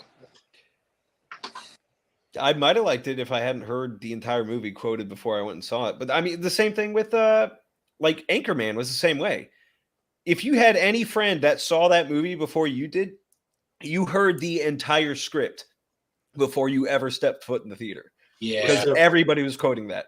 The difference is Anchorman was still funny when I watched it. Step Brothers is another one like that. Except I didn't find Step Brothers all that funny because it's like I'm watching two 40-plus-year-old dudes do stuff I would not allow my 3-year-old to get away with. Well, you wouldn't let your 3-year-old play karate in the garage? Will Ferrell only has like one role he plays, and that's Will Ferrell. Yeah.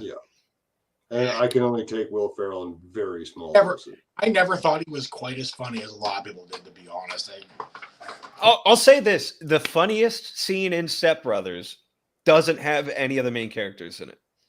It's where they're singing Sweet Child of Mine doing the acapella Sweet Child of Mine in the car. That scene's like okay, but that's when you see them veering off the road into traffic while they're trying to get the harmonies right or that shit. And like that not even when they freak out and pull back in, just that slow veer off into traffic and they're not paying attention. For some reason, that's the funniest point in that movie for me. Speaking of movies that everybody liked except you, when I was in Germany, I did a 6-month stint over there filling in at the EOD shop there. And that shop loved Pitch Perfect. And they made me. And yeah, it's theater nerds singing. And I'm like, hey, I mean, there were some funny bits in it, but I don't think it warrant. I think they made like what, 2 sequels to that now. I mean, I don't know. I don't understand what the. I mean, I kind of understand what the draw was because they didn't hire ugly actresses except for that one girl. But like there was a couple of guys in my my squad that loved that movie and would like play it on repeat on their laptops whenever we were back on inside the wire. To the point where I was just like, okay, guess what? You're now point man. Nope, I'm taking this CMD. You don't get the metal detect. You're gonna do it with your feet. I was like, just scuff your feet so that you can. Yeah, you can pick up the wires before you hit them. Yeah, you'll be saving a lot of lives. We'll give you a medal. Just go. That's what the ANA was for. That was a long time. They were taking a nap on security halls. Yeah, but we would always. The less said about the IA, the better. So the theory was is their country, they can die for it first. I mean, yeah, but it sucks when you're trying to clear a building like that you just took fire from, and it's like, all right, let's stack up, let's go inside, and they're like, no, you have to wait for the ANA. They're like, they're all the way the fuck back there. Like, we've got to go in now. Nope, ANA goes in first. I've got a firsthand experience with the ANA clearing a building that. Turns out there was actually a lot of explosives in there, and I almost got hit in the face with a brick from it. They throw the grenades in first? Yep. No, there was found some IED components in this compound in this little village in Afghanistan, and we found in one of the rooms, it's like one of the mud brick buildings. One of the rooms we found like a bunch of like first aid kits and changes of clothes. It was like a safe house or a little hideout for them. So we were going to blow up this Marine patrol base. You don't know. We were going to blow up this one jug. We found like one jug, yellow jug, like yay big of explosives. And we're like, well, why don't we just blow it up in the room? Because it'll mitigate the frag and fuck up all their stuff. That was my idea. I was proud of it. So we did that. Except the walls. The whole building exploded because it turns out we think there was about 50 pounds of explosives hidden under the floor in that room, maybe. That the ANA said they searched. And that or it wasn't made out of mud. It was made out of info. Turned out that whole building was a giant IED cache, and I got an Army Commendation Medal for that. So I actually earned it. Yeah, we found a cache in a palm grove down south of the Euphrates in, I want to say this was late 05. And there was, that was before they told us to just leave it and call EOD to come dig it up. So we were digging it up. And playing pickup sticks with rusty mortar rounds, some of them with the fuses in, is not something I ever want to do again. Yeah. But we found enough that, including the pictures of the owner of the house in his Republican Guard uniform, that we blew the house up.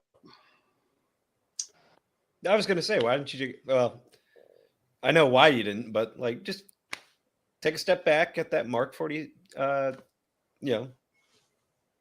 it up from a distance. Oh no, we were on foot a long ways from the vehicles at that point. Hey, 5 of us. 203, whatever, shoot long.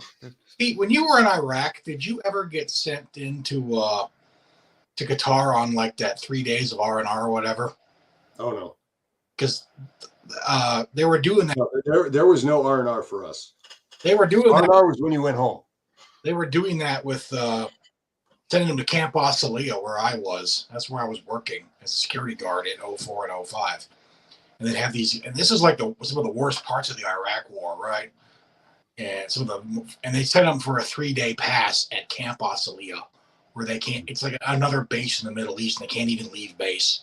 And it's like, well, no. I've seen the Hurt Locker, and you're allowed to leave base as long as you're wearing a hoodie with your boots and utes, and you can come back in. And if the guard gives you any shit, just tell him about a whorehouse out there, because when he gets on Libo, he's going to go out there into town and go patronize this establishment. That's how, can't say literally nobody, but pretty much nobody would go to a middle house. I'm just saying, like, I didn't know that we got Libo on fucking Iraqi fobs just to go out into town into Baghdad. Catherine Bigelow schooled me on that one, so kind of makes you wonder about that. Didn't she also do that 30 movie? The what movie? Zero Dark 30. Oh yeah. Didn't she? Feel like that may have not been historically accurate either. Really? Well, that was the official report. They just took that, gave it script dialogue lines, and told her to make that. I stand by what I said. No. I'm saying that came from the administration. It was just like, here's what we want you to make a movie about. You know, I've never watched. I've got a couple war movies about Afghanistan, and I've never watched any of them. It's weird. Like, I don't want to watch a movie about like my war. There's even one made by the Canadians, a Canadian film called Hyena Road, that takes place in the AO that I was in, because we took over from the Canadians as they were withdrawing from the country in 2011. Oh yeah, that fucking break they took. They just quit. So Yeah. Let's see. Coop, Pete, as Marines, what are your feelings about Mattis before and after his hit piece on T-Money? The mask slipped. The mask straight up fell off. Yeah. I gotta say, I was kind of disappointed to learn that he was on the board of some like think tank that's trying to prove U.S. is like, yeah. It wasn't a question of like, oh, well, he doesn't agree with Trump, therefore he sucks. It's like when Trump first got elected, I was like, we need people that don't agree with him. You know, put him in there. Plus, Mattis is great and all that stuff. It was the shit that he was using to justify his claims was just so disingenuous. And then you find out, yeah, he's on a Chinese think tank board and all that. Plus, and you're just like, he fell for that Theranos thing. Yeah, he did. Maybe he's just into baritone voices. I don't fucking know. But makes me it became evident many, many years ago that to become a senior officer, particularly if you're going to get stars, you have to be a politician. Yep. And that was a legend of Mattis, though, is that he wasn't like that. And then all this really did, this development was just tell you, just like, no, he is. Like, nobody gets around it. He was better at playing the political game with the people under him as well as the people above him than any of the rest. He was a good politician for a while until the money led to playing the game with the people under him was no longer necessary to whatever his goals were. Do you guys remember all the hullabaloo about the sudden withdrawal from Syria? Well, I remember Tulsi Gabbard was very upset about that, even though a week prior she had been saying that we had to get out of Syria. Yeah, because it just was very sudden, right? Because I had friends that were deployed to Syria, and just suddenly, like, I have a theory on what happened there. I think when Trump first came into office, he was like, he campaigned on we're gonna carpet bomb ISIS. Remember that? Yep. I asked you because apparently a lot of the new right guys kind of forgot that, and they're like super anti-war now. But Trump wanted to bomb ISIS, and he did. But I think he told John Bolton and Mattis that, like, okay, when this is over, I want an exit strategy. And then like a couple years later, he comes back and is like, all right, it's time for us to go. What do you got? And they didn't have anything. And I think they tried to do that thing where you You know, when you're trying to massage your boss into doing something you want him to do, like, okay, you can do this, what you want to do, and it's going to be terrible, or you can do what I want to do, and it's going to be great. I think they may have tried that, and he was like, no, fuck you, pull him out. Which I wish he had done that with Esper too. Be like, no, let's fucking bomb the cartels. no, to be complain about you can't launch missiles into Mexico. That's a sovereign country. Like, so are the Middle Eastern countries. in Libya, they're like, what the fuck? Stephen Person says, so are all officers just losers as portrayed in your books? Not all of them. I will have a spicy gamer take on that. Yes. Some are just tolerable losers. Like, first off, all right, if you're enlisted, you're also a loser because you're taking orders from these guys. All right. Everybody there is a loser. You don't stop becoming a loser until you get out and you realize you get your brain back. And now you're able to go do like fucking Mark Wahlberg sniper shit. But when you're in, yeah, you're kind of a loser because everything's dictated to you, whether you follow it or not. Your life is that way. It's not that great. Officers are the ones that make it that way. So I don't care if they're a good officer or not, they're still a loser because they are going through the same shit from other officers who aren't good. And most of the good ones, with a handful of exceptions, most of the good ones I've known have gotten out of captain because they're as fed up as all the NCOs and they just want to be done. I went to EOD school with a major, and he was like the highest ranking guy they'd seen go through EOD school in a long time. But the Air Force was desperate for EOD officers.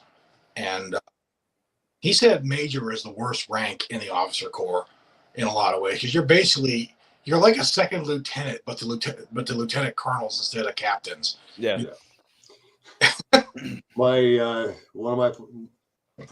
best platoon sergeant I ever had a patch that he wore openly on his plate carrier that was the circle slash through an oak leaf with gold on one side, silver on the other. Yeah. And they got, you can't wear that. I'm going to wear it. This was the same platoon sergeant when one of our guys who had gotten a DUI just before we deployed. So he got busted down to corporal. So we were bored and he took a Dremel and cut the top chevron off of one of my team leader staff sergeant chevrons. So he had 2 stripes and a rocker. And platoon sergeant said, you're wearing that the next time we go to Korean Village. Next time we go to be around Big Marine Corps, you're wearing that rank. How'd that work out? Yeah. There was an unofficial senior airman of the Air Force patch going around where it was like the senior airman is like the star with 3 stripes, except they put like a big flourish around it. Because sometimes rank can come kind of slow in the Air Force. You can sit at E4 or E5 or E6 for a long time. Because the way the promotions work, basically, you would compete with everybody in your entire career field for however many available slots there were in the next one up. And they went by like test scores and stuff. So, yeah, you could sit. I mean, I think the only branch people actually retired at E5, 20-year retirement. Even the Marine Corps isn't that bad. Well, then you have like the Army where they would just, you could get E6 in 6 years, and sometimes I think it's a little bit too fast. Well, on back on the officer and the fact that you don't, everybody has somebody above them who isn't necessarily that smart or has much integrity. There were a number of people who were complaining about the first book of the Lost, Ice and Monsters. No, I love that scene. I love because their big complaint is how long they were going along with this with this terrible officer, and it's like, obviously you've never been there because you don't get to just say, no, this is stupid, I'm not doing this. That, for one thing, even in the particularly in a combat situation, even if the officer is a dumbass, mutiny is still a capital crime. Yeah, I have fun memories of that investigation. But No, that's something people appreciate about the military is you can be told to do something really stupid that'll probably get you killed, and you still have to do it. Yeah. Yeah. Oh, hey, Pete, Joe, go down that, go along this canal and draw fire. Yeah, been there too. I have to give a shout out to Sam Daddy, who pointed out that The Outpost was good. It's a much better movie than I was expecting it, but there are two things that I have to give it. One is they didn't fictionalize Keating's death, because which we had one guy that I worked with who was at that outpost. And he was like, I swear to God, if they make him like die in battle or some heroic shit, I'm going to lose my fucking mind. Because he wanted it to be told accurately. The other thing I'll give them is that, yeah, most of the officers are just like retarded. And they run the gamut of how that's approached. Like, yeah, certain officers are better than others. Some are just like catastrophically bad. And then others are, you think they're doing something wrong, but they have the best interests at heart. They're just coming at it at a different way. But it's always going to suck when you are just dropped into a situation and you have to make decisions about that situation that you have no experience with. And literally everybody else is telling you do something the other way. And if you are a good officer, you will listen to the people that have been there longer. If you're not, you're going to just be like, it's my way or the highway. And so that movie kind of demonstrates that, to answer the previous question about all officers being losers. Somebody a tech sergeant at 16 years. That's an E7 in the Air Force. And at least you made it. They used to call promotion a passover because that's when you got passed over for tech. I didn't know you were allowed to still be in like 16 years without being E7. The Air Force, yes. Okay. That's going back to what Cooper's talking about. That's kind of the thing that I've long thought is sort of broken about our whole officer enlisted system is you're assuming that college is somehow the qualifier that's going to make this otherwise untrained individual qualified to lead men in combat, particularly men who've already been there. Yeah, I've got a theory about that too. If once you finish up, I want to go into that. It's personally, I think that the pipeline needs to start at for officer needs to start at corporal. You need to have made NCO before you can try out for officer. That's because then, for one thing, you've gotten through the stupid shit that you do as a junior enlisted. Because what's the difference between a second lieutenant and a PFC? PFC has been promoted. Exactly. So here's why they have the college requirement. Is because for the longest time, like historically speaking, a college education was a sign that you came from the upper class. And you were able to afford to go to college and you were smart enough to get into college and all that. So you came from the upper crust. Whereas the enlisted was, we just like dragged them out of, back alleys and put them in uniform. Oh. And so when you got rid of like the nobility, this was the only way to make sure that the high class people stayed in charge of the low class. Oh. And that starts to sound real commie, anarchist uprising bullshit. But it's kind of true. And now it doesn't even have that effect because anybody can take out a federal student loan and go get their degree in lesbian dance theory and then go into the military and be qualified for officer candidate school. It So used to be underwater basket weaving. No, it's yeah. But it's like, if you go back far enough too, the people they picked for officer were, there was a time when your average enlisted man probably couldn't read, like going back to the Civil War era and before. There was where, so basically, if you're going to command troops and get orders, you're going to need to be able to read and write and things like that. But I think in the modern world, it's a very archaic system. I don't know if doing away with the officer enlisted dichotomy would work. If I'm not mistaken, the Soviets tried that in the name of, we're all comrades now, and then they went right back because it didn't work. I'm just saying that they should all have to Mustang up. Like it should be like, it should be like choosing your path, right? Or your career path. So you can either stay in and go enlisted upper echelon, or you can cross deck over to officer. And it's like, but the guys who go officer have to realize, it's like, look, you're the admin bitch now for this platoon. You're basically the liaison between this unit and the other unit. Okay? Shut up, sir. We'll hand you a pen when you need you to sign something. Yeah, the platoon sergeant's going to be the one leading the fucking unit. So, which is the way it really happens. It's just not officially acknowledged that that's what's actually going on. Yeah, I think we need to actually like start telling people this, because it's like they're never going to figure it out the other way.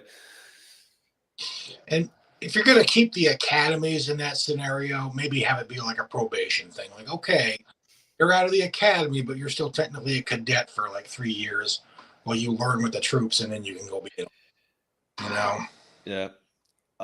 So Stephen, the wokeness entering the military, it's not unsalvageable because, like, you just heard us talk about for 5 minutes about this very archaic system that went back to like the Civil War and shit like that. The military is inertia personified. You're always fighting the last war. You're always going off of like policies that were devised 10, 20 years previously. They don't know how to adapt to new shit. They should, because they're the military. That's kind of the job, but they suck at it. So it's not unsalvageable yet, but the politicians and the cultural revolutionaries know what they're doing. They're trying to make it unsalvageable, which is why they're trying to send everybody that agrees with them and can rot this institution from the inside out. They're telling them, hey, go into the military, go into the military. You'll pick up, rank in a heartbeat because you identify as whatever. Like we're setting it up this way. And like we said earlier, all the officers are politicians, and they're politicians in line with the political party that is going to be involved in this sort of stuff the longest, because we're worried about job security and where they're going to go after they get out and retire and all that.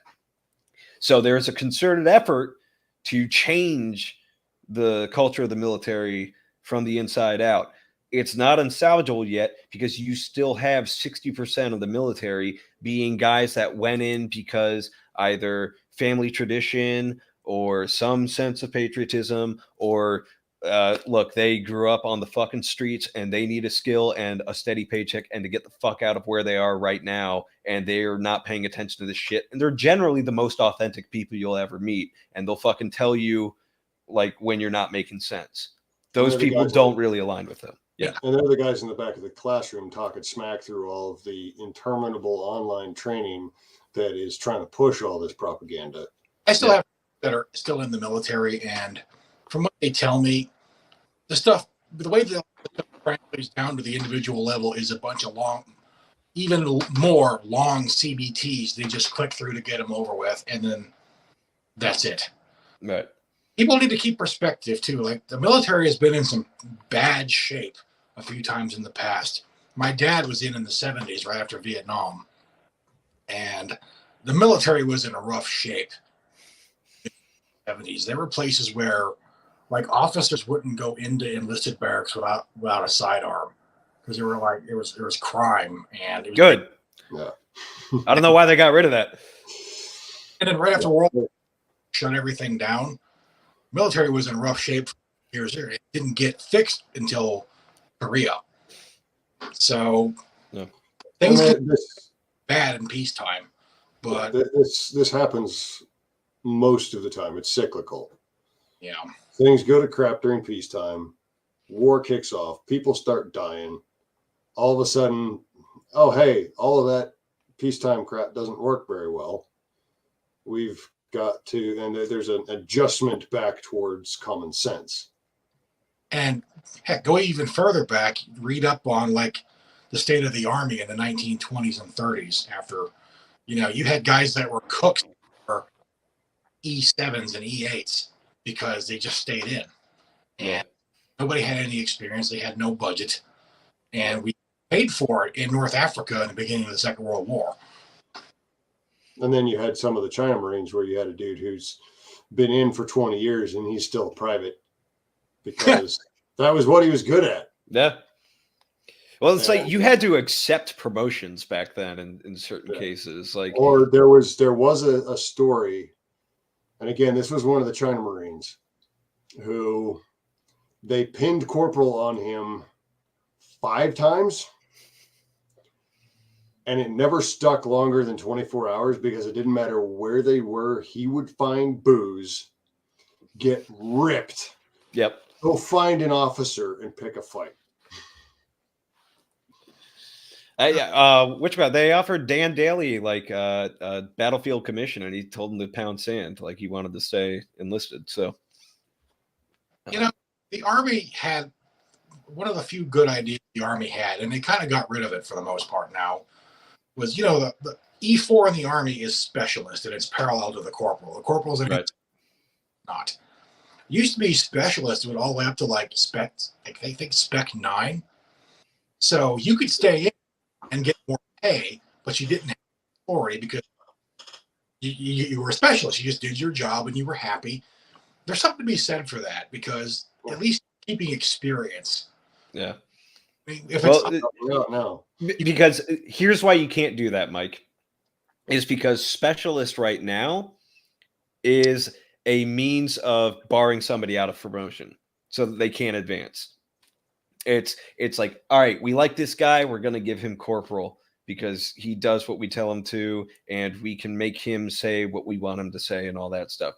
This guy, he might shoot lasers with a saw. He might be the keenest motherfucker ever in combat, but we fucking hate him because he's a dick.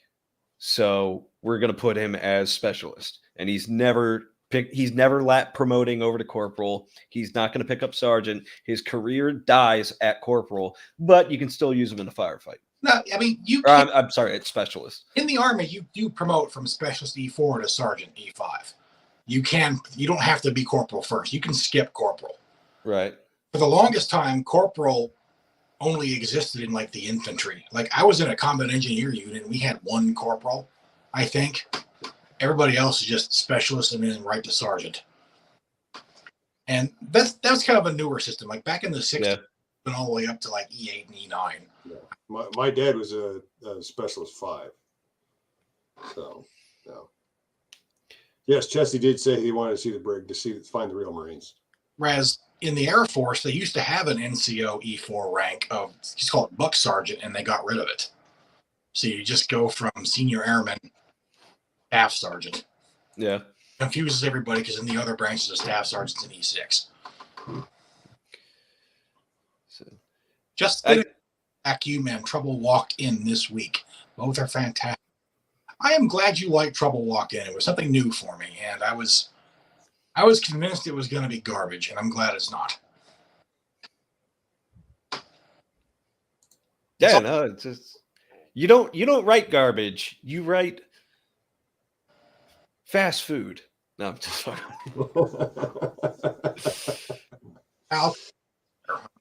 That's for making me watch anime. It's not cooking, but it'll feed you. Yeah. Thoughts on 6.8 by 51. I love it. I love they're back to a full power rifle cartridge that's more powerful than 7.62 NATO by a lot.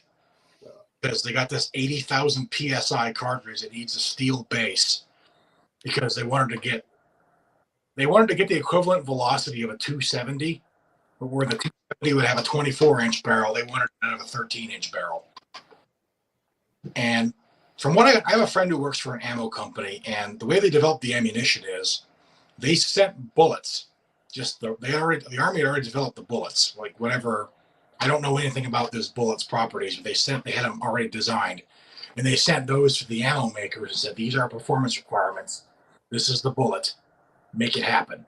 And that was part of the competition. All three had different kinds of ammunition, and I'm not sure why. My guess would be maybe they can develop some advanced armor piercing bullet that can maybe make it through a level 4 plate. I don't know. That's just speculation on my. The reasoning they gave for wanting to switch the ammunition was to try to overcome body armor. Lo and behold, the Russians aren't actually wearing any. Yeah, I was going to say, like, because all of our enemies keep wearing body armor. And there's also like using NVGs. Yeah. And it's because we gave it to them, but yeah, apparently the Russian army does not have widespread night vision. They don't have much in the way of attack radios either, which is part of why they've been so uncoordinated. You guys just don't understand the doctrine of separate cauldrons of battle, okay? Well, I know that this is all just a big feint to make Ukraine feel like they're winning. I've been told by very vocal Twitter users, but I mean, I did watch that Russian state-sponsored music video for the recruiting into the army, and they did find a really hot chick to do it. So, I'm convinced. Yeah, the one you showed me, we're like, yeah. I wonder if she's. Look at it. It's like that's an awful lot of Western gear there. Yeah.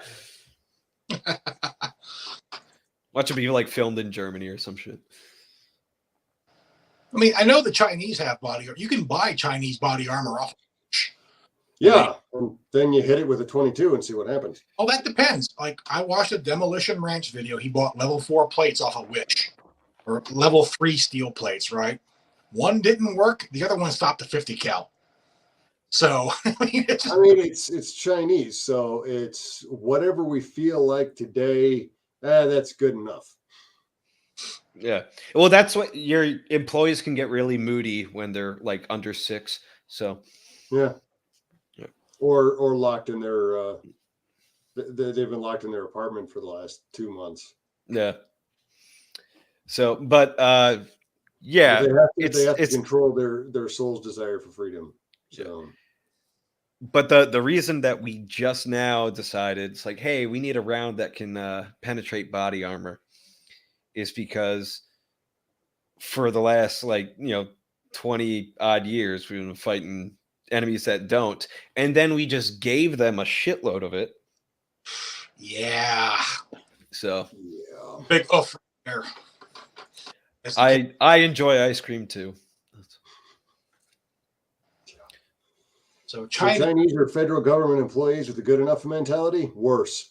Yeah. And that's saying something. 100 times worse. That's a question. I was about to give him like 10 social credit point scores. I thought he was telling you. It was like, no, they have a better mentality. Yeah, supposedly a few years ago, the PLA was made to divest of most of these companies, but does anyone actually believe that they did? You don't do business in China without the explicit approval of the Chinese Communist Party, period. So, and the PLA is not a national army. The PLA is the political army of the Chinese Communist Party. They do not answer to China as a nation. They answer to the party. I think it's hilarious how they have their entire military under the envelope of the People's Liberation Army. And the way it translates into English is so literal. Like their Navy is the People's Liberation Army Navy. The People's Liberation Army Air Force. Yes. Yeah. And that's hilarious to me. I mean, that's why eventually you just got to use the acronyms because it's too cumbersome to say to do anything else. It's the PLAN and the PLAAF. It's part of that is I think just the way Chinese translates into English. So Mickey Mouse called the CCP is great. Well, yes. Well, I misread that, but you got to be careful with the CP acronyms and Mickey Mouse. They've got some other things going on with that. Yeah. I was like Steven, getting spicy here, man. But no, I just can't read. Yeah. They need to thaw out Walt Disney and have him fix all that. Yeah. Which that's go into the head museum, get Walt Disney's head, and let's fix that. Put it on a giant robot body like Robot Nixon. We were talking about that back when we were discussing like hard sci-fi versus like fantasy and all that. Is I think Mike brought up, and I'm not saying this on stream, but he brought it up in a previous conversation we were having, which was like, it's like, does suspended animation even like really work? Like, how do you explain if it works? How do you know if it works? It was like, if it did, Walt Disney would be like firebombing his entire company right now. We'd have thawed him out and he'd be like, all right, I'm back. Like John Spartan. Especially when they were thanking the PLA security agency in charge of the Xinjiang labor camps. It's like, oh, well, we know who provided most of the labor for Mulan, don't we? Yeah. Walt Disney had some faults, but he did not abide the commies. I mean, dude, Walt Disney, if we thawed him out today, like, tell me this would not be like Demolition Man starring Walt Disney. Like, that. He's a Missouri boy. He knows how to shoot. Like, he'd fucking show you. Oh, yeah, Pete, you should get him to the tabletop. Even if Walt was in charge, they'd never have played chicken with a sovereign state. If Walt was in charge, they'd never have played chicken with a sovereign state government. Probably not. Because Walt wouldn't have had some of that. He would have been doing that shit anyway. No. I'm sure Walt would wake up and be like, wait, y'all still have Reedy Creek? They didn't find out that was a terrible deal for them? How'd you guys pull that off? Any chance of a graphic novel or RPG set in a Maelstrom Rising universe? Good question, Gage. Man, if I just knew who could make a graphic novel, that'd be awesome because I have ideas. But no plans at the moment. I mean, I know Jack and squat about game design, and Jack left town. But and graphic novels get expensive. Just ask the Black Powder Red Earth guys. But yeah, it gets expensive because of the page rates. You have a much more limited page count to tell the story. Pacing has to be adjusted completely for the medium. So you have like odds, evens, and page turns. So every page turn is a potential for a surprise or a scene change or something like that. Because you don't want to open the book and then on the left page, you have the end of one scene, and on the right page, you have the beginning of one scene. You want that on the page turns and things like that. It's a lot cheaper to type words for a book manuscript than it is to hire an artist to draw a full page, whether it's black and white, color, no matter how you do it. Now, obviously, the more details and the more colors and the more skills you get in that, the more expensive it gets. And graphic novels, unfortunately, are not in the healthiest industry right now. Like, they are way less lucrative than books. They're probably one of the hardest mediums that you can do yourself and make money off of right now. It's a miracle that anybody's doing it, and I know a couple people who are. But so there's a lot of expense that would go into that. That Pete could easily just make up by writing another book, and he does one like every month, so he's fine Not on that. Quite that fast. Dude, you write way faster than I can even read, and I'm actually one of the literate Marines. So, well, even somebody as, I mean, I'm not entirely in the loop, so for all I know, they may be planning this by now, but it's Galaxy's Edge has been out since 2017, and there's no graphic novels for Galaxy's Edge as successful as that series has been, because again, you're you'd have to find the source of funding up front. And I know there are people who've done Kickstarters and stuff like that for it. I've never tried to do that, and I'm always hesitant. So that goes back to another thing that's going on with this particular graphic novel comic book industry is the independents that are crowdsourcing that stuff and kickstarting it. The successful ones have done the product up front, even to the point where they've printed up front, and then they crowdsource that stuff to pay the printers and just basically recoup what they've paid out of pocket. Because the people that crowdfund first and use that to fund the actual creation of the product, they hit so many road bumps and obstacles and unforeseen things like a pretend plague and a lockdown of the global economy, or a paper shortage because they're using some weird Chinese paper supplier or something like that.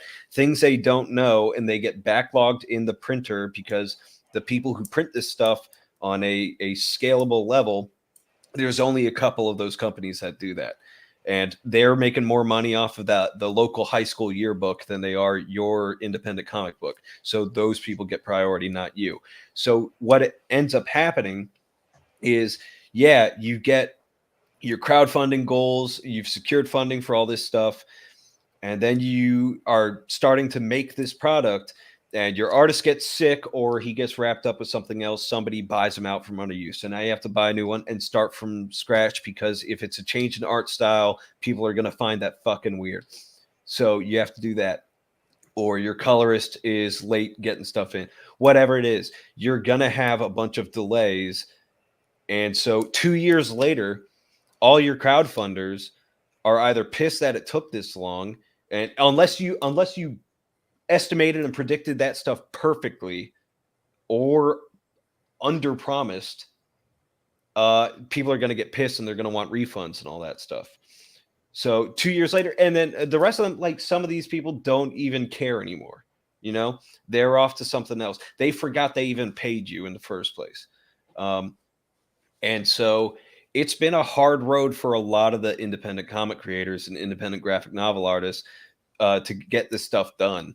And the smart ones, I don't even want to call them smart. It's like the fortunate ones who had some sort of out-of-pocket money to fund this stuff up front and actually get the product out soon when interest is still up. They're the ones who are successful. The rest of the people are sort of in a holding pattern or have just fallen off the wayside. So the graphic novels, it's a very difficult medium to get into. Now, if you could contract it out to some Korean firm to draw it for you for cheap. So, I mean, contracting it out, because a lot of the artists that the independent guys, because a lot of these independent creators, they're writers, they're not artists, right? So they hire an artist elsewhere. They're hiring a lot of like Koreans and Japanese and Brazilian and other people where like your money can kind of go a little bit further, and also they still have creativity because it hasn't been bred out of their society yet. So like Brazilians are a huge market for digital artists for this this industry. Even the pros, like the big two, DC, Marvel, Image, all them, they will oftentimes snatch up a third world artist, mainly from South America, that they can pay pennies on the dollar for and still get something out. Regardless, art is expensive. Yeah, and I can tell you that just from cover art. Yeah, there's a lot of work that goes into it, and you really do get what you pay for. So, yeah. Gage, that's an interesting example you bring up. So, Black Tide is about to be released, if I understand, because I just got like a notification from that campaign. So, but yeah, it's been a couple of years, and a lot of it is like COVID. I can't even say it was their fault, but these things happen. And so if you don't get out ahead of this stuff before crowdfunding, you're going to find yourself in a similar situation where you have no idea when this is getting fulfilled. And the audience doesn't care, because like, all right, you're a creator. Your problems aren't my problems. So a lot of them might be forgiving because they like the the property and they want that product, a lot of them aren't going to be, because they're like, what the fuck, man? Like, this is the only thing I've had to pay 2 years, 3 years out in front of. And there's been enough of that going on in the crowdfunding world for the last, I don't even know how many years now. And it's not just graphic novels and stuff like that, that a lot of people are going to be extremely wary, especially if it's your first time going at it. You're probably not going to get many people biting, because it's like, well, is this going to be number 5007 that doesn't deliver? Right. And either just doesn't, just kind of goes silent, or just gives excuses for 3 to 5 to 10 years. Yeah. And so, and a lot of it, like, look, the way, first off, if you're crowdfunding something and you're an independent creator, there's no set design as to how you go about this. Some people like work under NDAs and they can't release updates because it'll violate some of that stuff, or updates that are actually relevant. Other people, it's like, you know, you're working with another independent creator, you're not trying to cause drama and throw anybody under the bus and that stuff. So there's a bunch of information that can't be updated. And and also it's like, hey, I sent this to the printer. We should be getting our proof soon so that we can figure out if this is the copy that we're going to actually release to our customers. Hey, the printer's taken an extra 2 weeks. I don't know why. I'm trying to get a hold of them. I'll let you guys know when I find out. But as like a backer, do you care? Because it's just saying like, hey, you're not getting your book yet. Like, so, and that's what I'm saying with, like, there's an attitude of like, your problems aren't my problems. And that's not even like a bad attitude to have as a creator. If you ever want to go into like the crowdfunding sphere, like, that's an attitude that you need to adopt, so that you're not making as many excuses as what is the norm right now, because the reputation of crowdfunding has taken a massive dive in the past 2 years. I think the only one that's like still killing it with it is Brandon Sanderson, because he was going to make $4 million or like multi-million dollars no matter what he did. He raised, what is that, $30 million or whatever in his latest. Yeah, something ridiculous like that. But the other thing is, again, he already had the works written. Yeah. Like, like, I have it right here. Mm-hmm. Give me 30. Read it. Yeah, he ransomed it to his customers. Yeah, but that's just for writing a manuscript. You know what I mean? Like, with a graphic novel or like a tabletop RPG, especially if you have to have like 3D models that somebody had to sculpt and 3D print and check out and all that stuff. It's not Brandon Sanderson, an assistant if he has one. I don't know how he works, and an editor. It's the writer, it's the artist, it's the letterer if they have one, it's the colorist if they have one, it's the editor if they have one, and then they have to go to the printer, because you can't just it's not the same as printing a literary book, where it's like that. Pete, has anybody ever like given you shit about the weight of paper that you use? No. Mike? No. So if you're using like less than 80-pound paper in a graphic novel or something, especially if it's color work, people like hate that. And they'll call you a cheapskate and be like, oh, you basically sold me, you know, a book made of toilet paper and shit like that. Like, comics are such a niche market now that they have to be like high quality in every aspect, or else it's not worth the money at that point.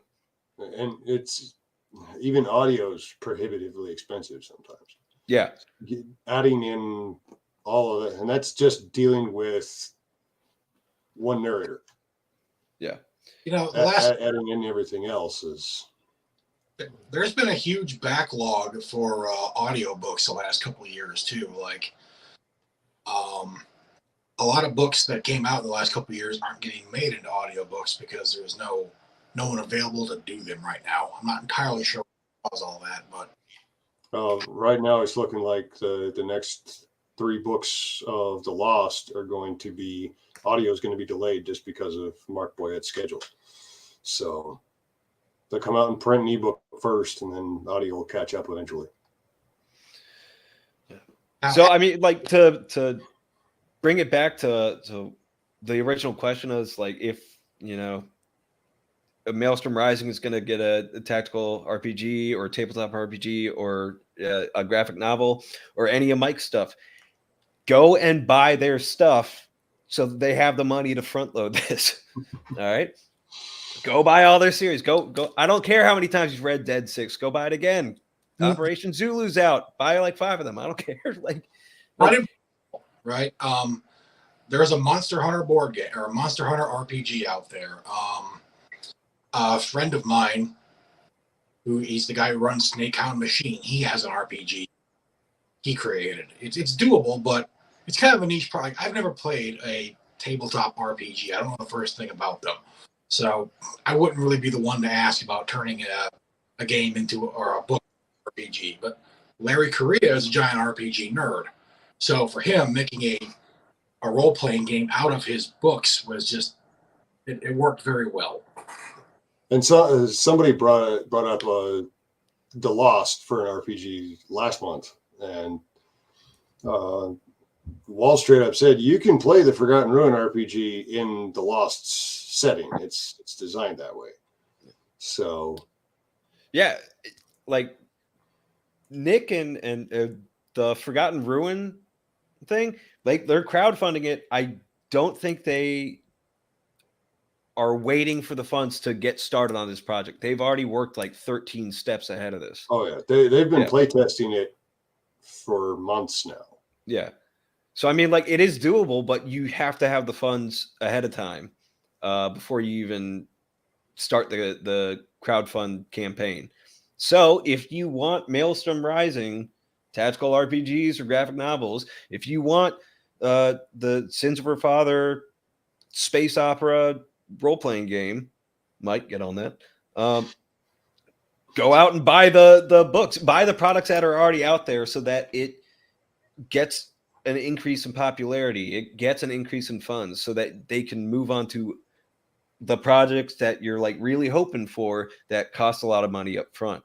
So pitch the Maelstrom series as a movie/TV series to the Daily Wire. You're bros with Ben Shapiro, right, Pete? Okay, so China is just the worst, but we have to. Okay. Movies and TV are, again, a whole nother animal. And as far as the Daily Wire goes, they have no idea who I am or the kind of stuff that I've written. And I mean, they've been grabbing people who've gotten a higher profile because of cancel culture. So what you're saying is we have to cancel you, and then. Except that I don't already have the footprint for it to matter much, except for me, obviously, and paying my bills. Who would Gina Carano and Nick Searcy play in the Maelstrom Rising series? Because they're like contractually obligated to be in all those movies. Corbo too. You gotta have Kevin Adam Baldwin. Yeah. Hell, yeah, that's the other thing. Who would play what?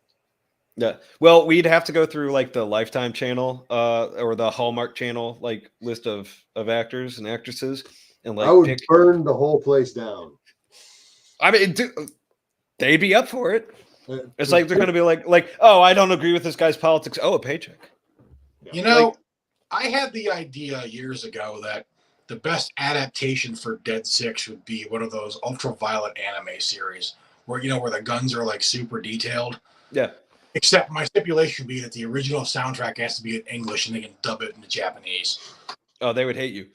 I know. The Japanese don't actually animate mouths. They'll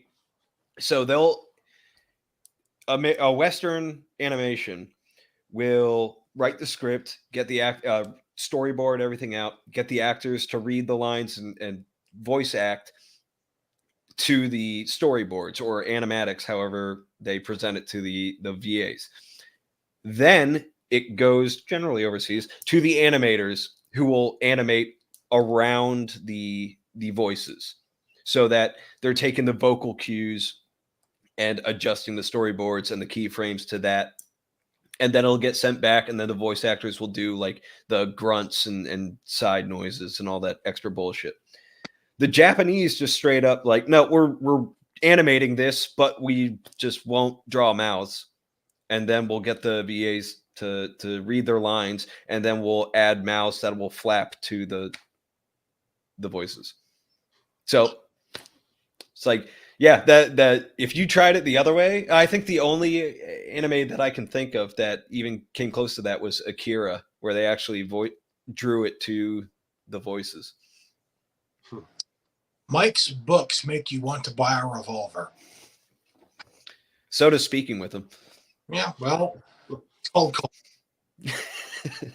I have a rule that every book I write that takes place in a setting that has something resembling conventional firearms, somebody have a revolver, period. Just because. I was going to say, your next guy's got to have a flintlock. Just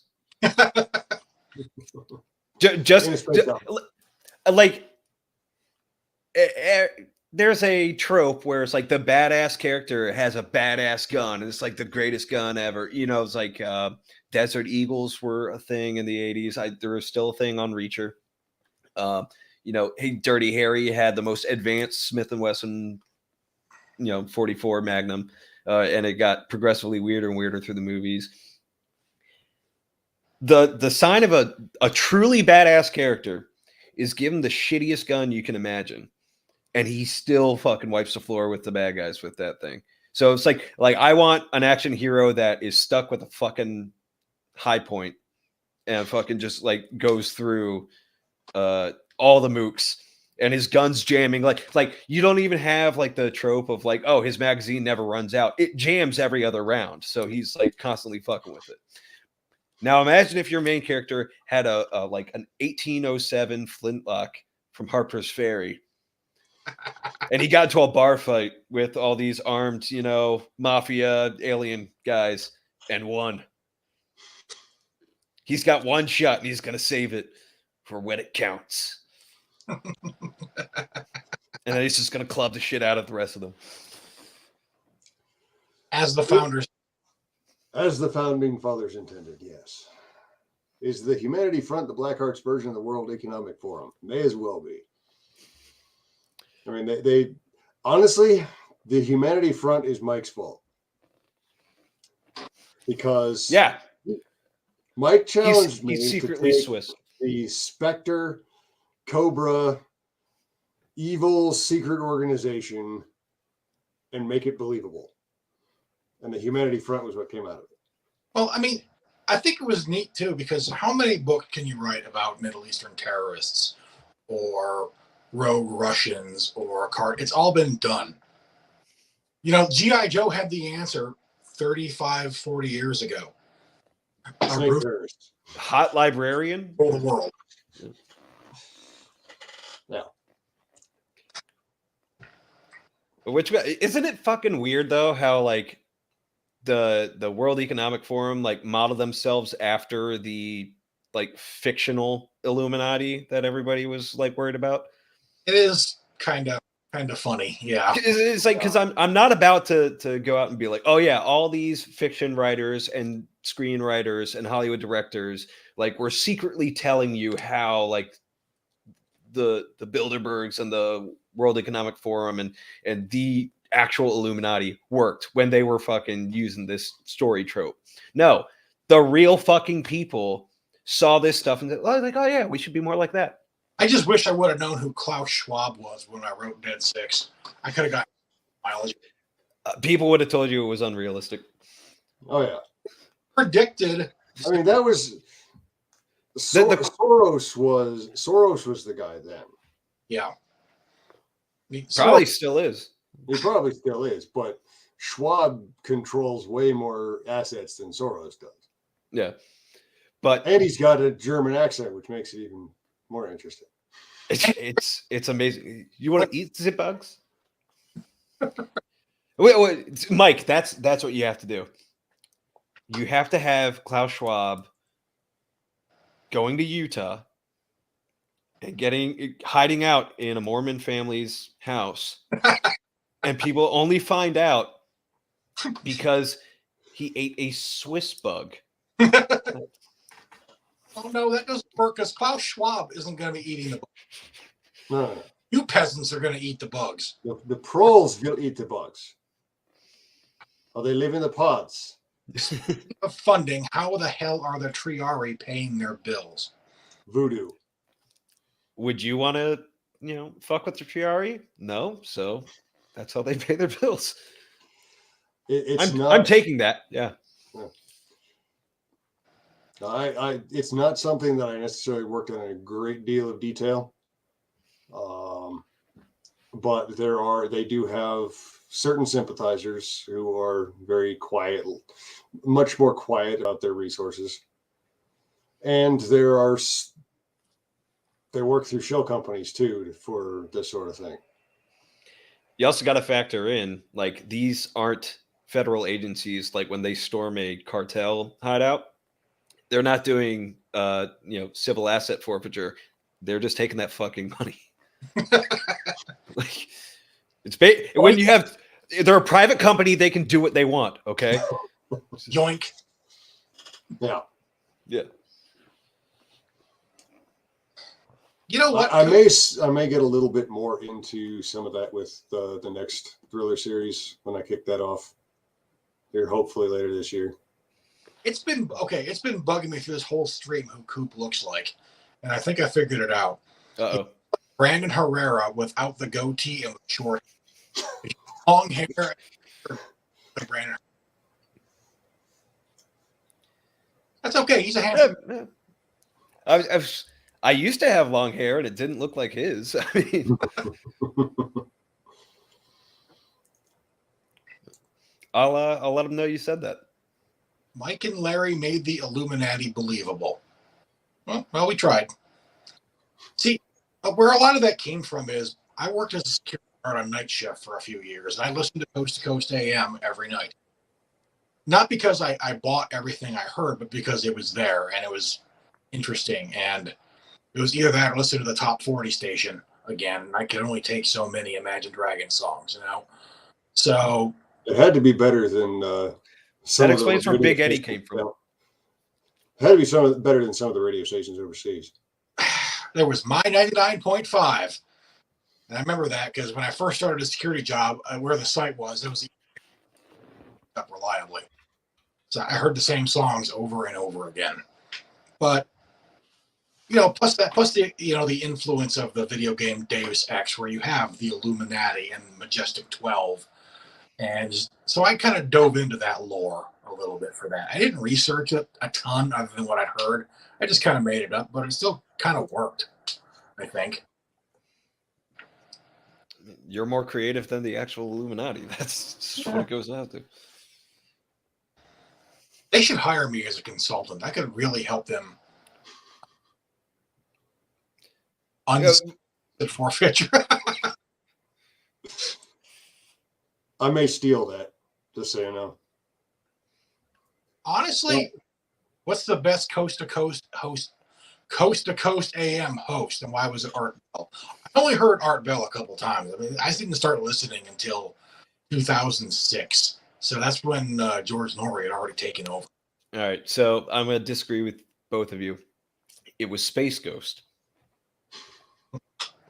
You know what? I got to go with Space Ghost too. Yeah. Space Ghost Coast to Coast was an excellent series before it was even on Adult Swim.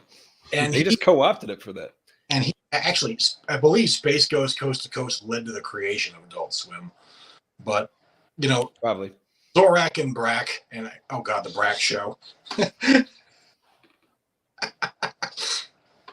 Deus Ex was a magnificent series. The first game was.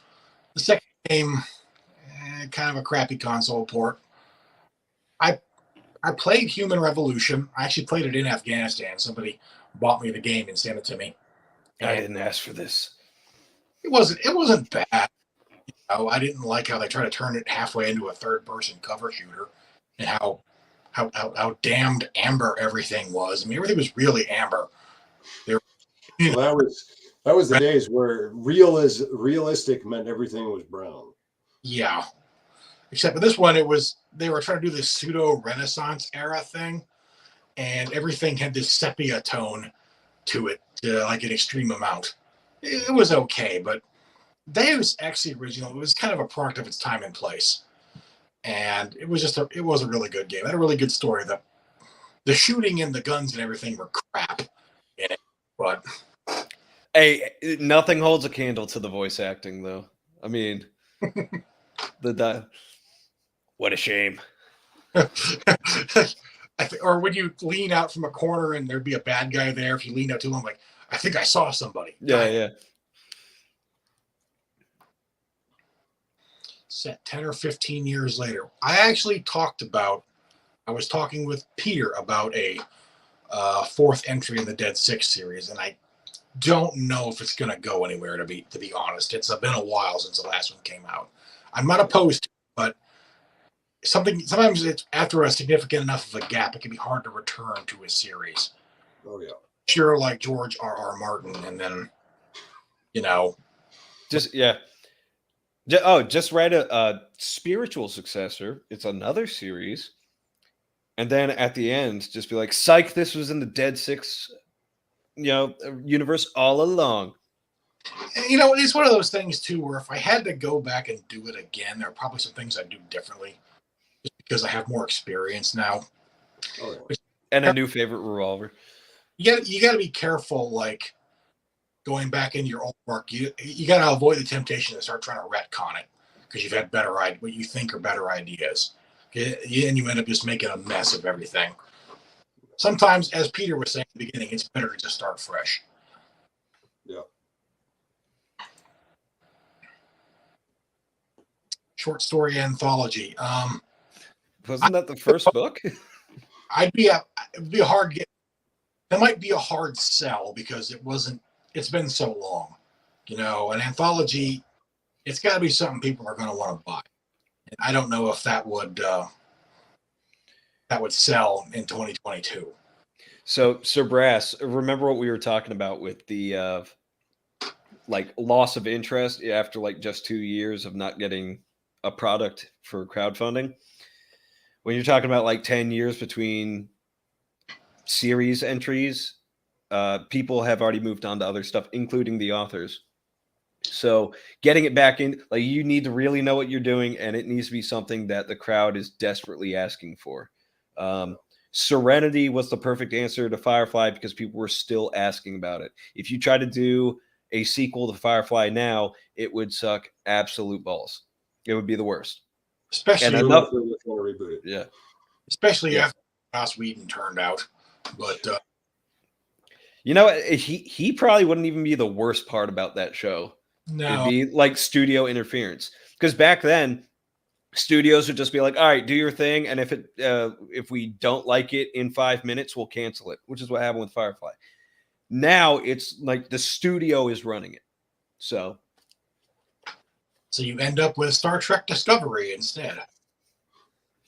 See, I have maintained, and I've pissed some people off with this, but Firefly fans, it's better that it got canceled when it did. Because if it would have run on, Joss Whedon would have done to it what it did to Buffy the Vampire Slayer.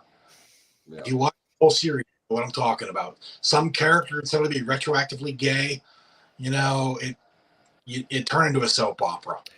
Which, if he was smart, he would just make that Inara. But well, it seems if you want a Firefly sequel, you're gonna get what Prometheus was to Alien. Yeah, I mean, it's something you can't just.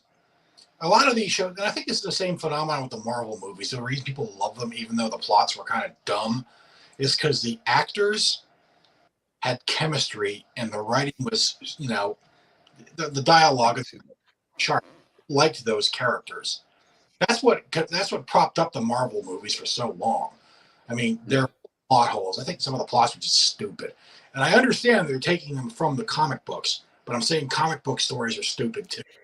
So the Endgame of all things, or I'm sorry, even Infinity War did not follow the comic books, and they specifically didn't follow the comic books because they thought Thanos' motivation in the comics would have been ridiculous on screen.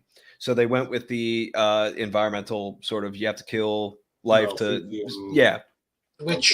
which makes less sense than his actual motivations in the comic books, which was he was in love with the personification of death and wanted to impress her by killing 2/3 of life in the universe. So not only did they downplay his atrocity, they made it like sound more normal, but work out way less. Because why wouldn't he just kill fucking everybody if he's trying to impress the goddess of death or whatever? The original idea was A, pretty metal, and B, the idea they came up with, it turned into a lecture about population control, basically. Yeah. But it also doesn't make sense because, like, life is a resource. So if you're trying to get, like, have the population to double the resources, by killing half of life, you killed half of all the resources as well. The proportions are the same. Second, if you have the ability to do shit like that, why didn't you just double the resources? And also, you wipe out half the population, they're going to repopulate in less than 100 years. I mean, but also it really... Malthusianism's always been dumb.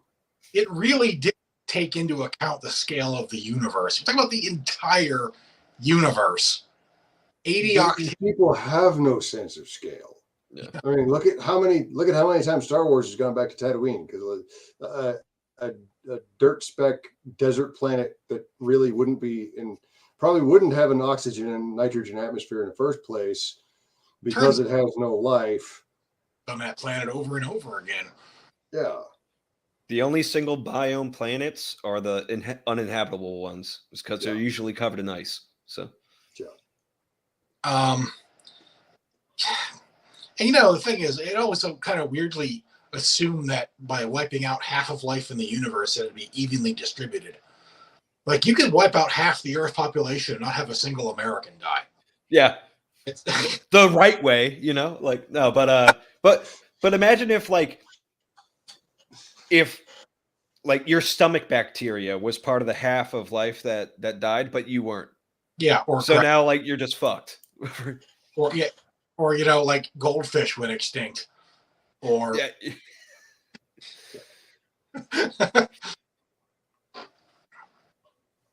let's see, I'm a definite brown coat, and I agree that it needs to stay dead. I mean, just remember it for what it was. Yeah. Star Wars should have stayed dead.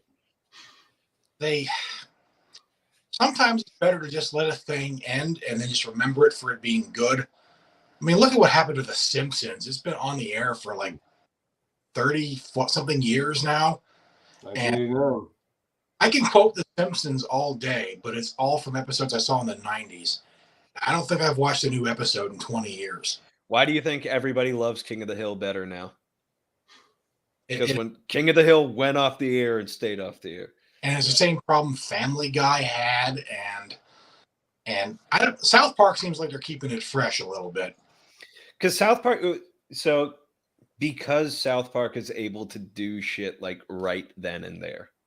So if you go back and watch episodes from season 15, you're probably not going to know what the fuck is going on or what they're referencing or anything like that. But the jokes are pretty funny regardless. Because a lot of it's like toilet humor. It's like the stuff that you want to see. The Canadian episodes will never not be funny. They're the funniest thing that show has ever done, and I love them so much. He was the president of yeah, but like, so they're not timely. But as they make new episodes, they're referencing something that's fresh in your mind. So you get that sort of link. Simpsons, each episode is made like 9 months, or it has like a 9 months production schedule.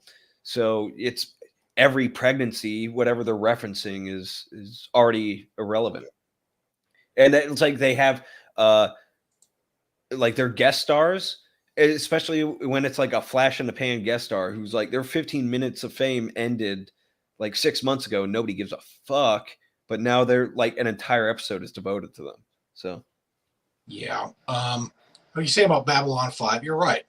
I mean, they tried to extend Babylon 5. They made that 5th season that didn't quite work out, and they tried to make a spin-off series that got canceled. The creators had an actual story arc planned for the whole show, and the first 4 seasons just covered that story arc, and it was fine. It's a little dated now, a little 90s television cheese in a lot of ways, but they were good stories. Yeah. All right, guys, it's my time to shine. Any advice for an aspiring author? I am currently struggling with penning an action romance, and I'm unsure how to balance elements.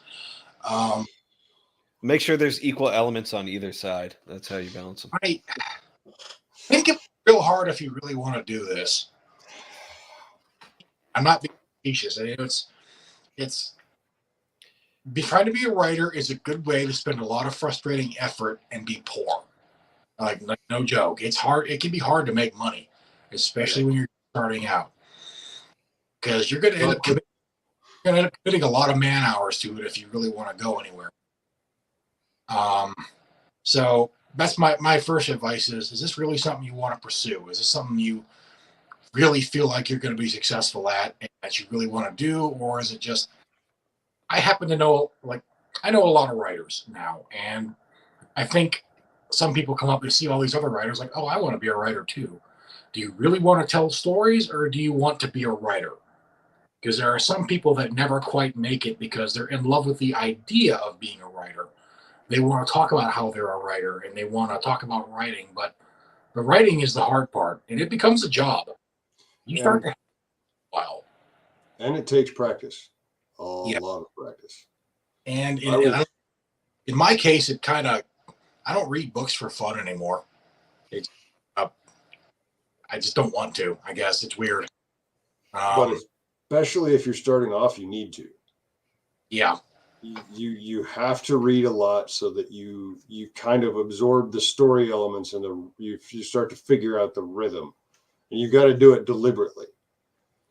I couldn't give you a formula right now. I've the only ones I really have kind of a formula for are Brannigan's Black Hearts, and that basically is problem presents itself, introduce the team, go into the problem. That's about the extent of the formula for Black Hearts. I'll also say don't necessarily bother with any writing workshops and writing clinics and master classes. I think most of that's a scam. It's a grift. Except for mine. If you want advice, be helpful. Larry Correa has a podcast called Writer Dojo, and it's free. It's on the Apple Store. It's uploaded to YouTube, and it's free advice. That's the best kind of advice. If people start wanting you to pay them for their wisdom on how to be a writer, no. And Gage, as my only contribution to this as a reader and not a writer, is if you're trying to balance the elements of action romance, if they're balanced, they don't detract or distract from each other. So while you're having an action scene, it shouldn't be interrupted by the romance element that you're trying to introduce. Same thing, vice versa. Unless you really want like a shootout during a lovemaking scene, you might be able to make that work. But hasn't had a romantic interlude interrupted by a gunfight. I mean, they call it tough love for a reason.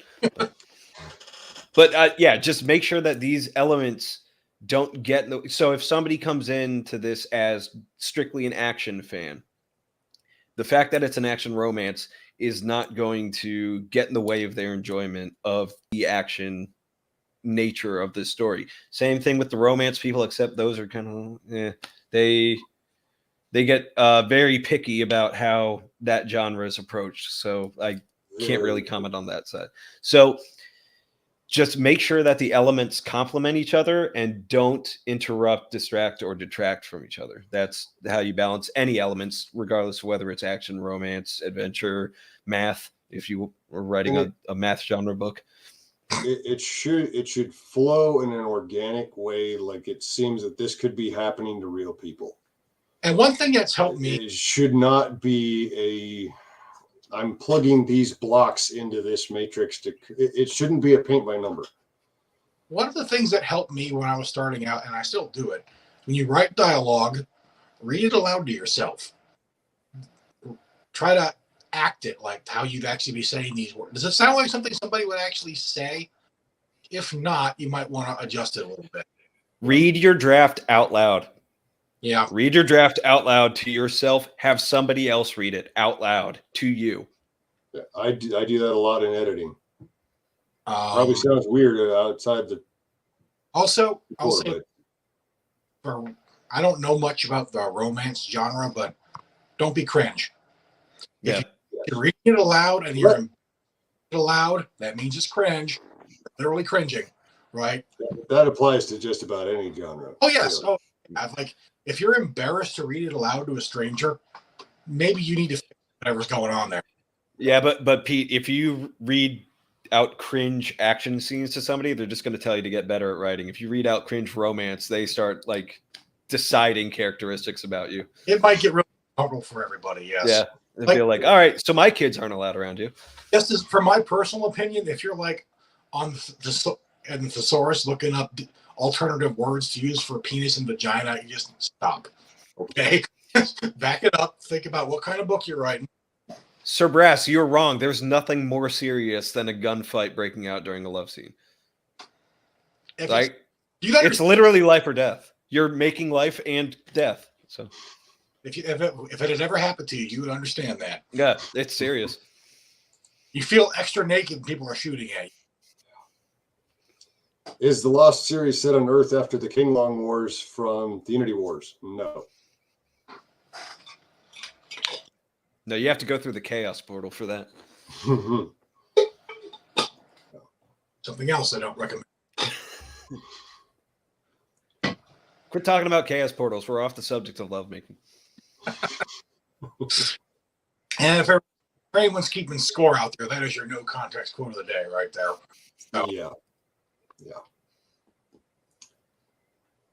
Well, folks, we've been talking for coming up on 3 hours.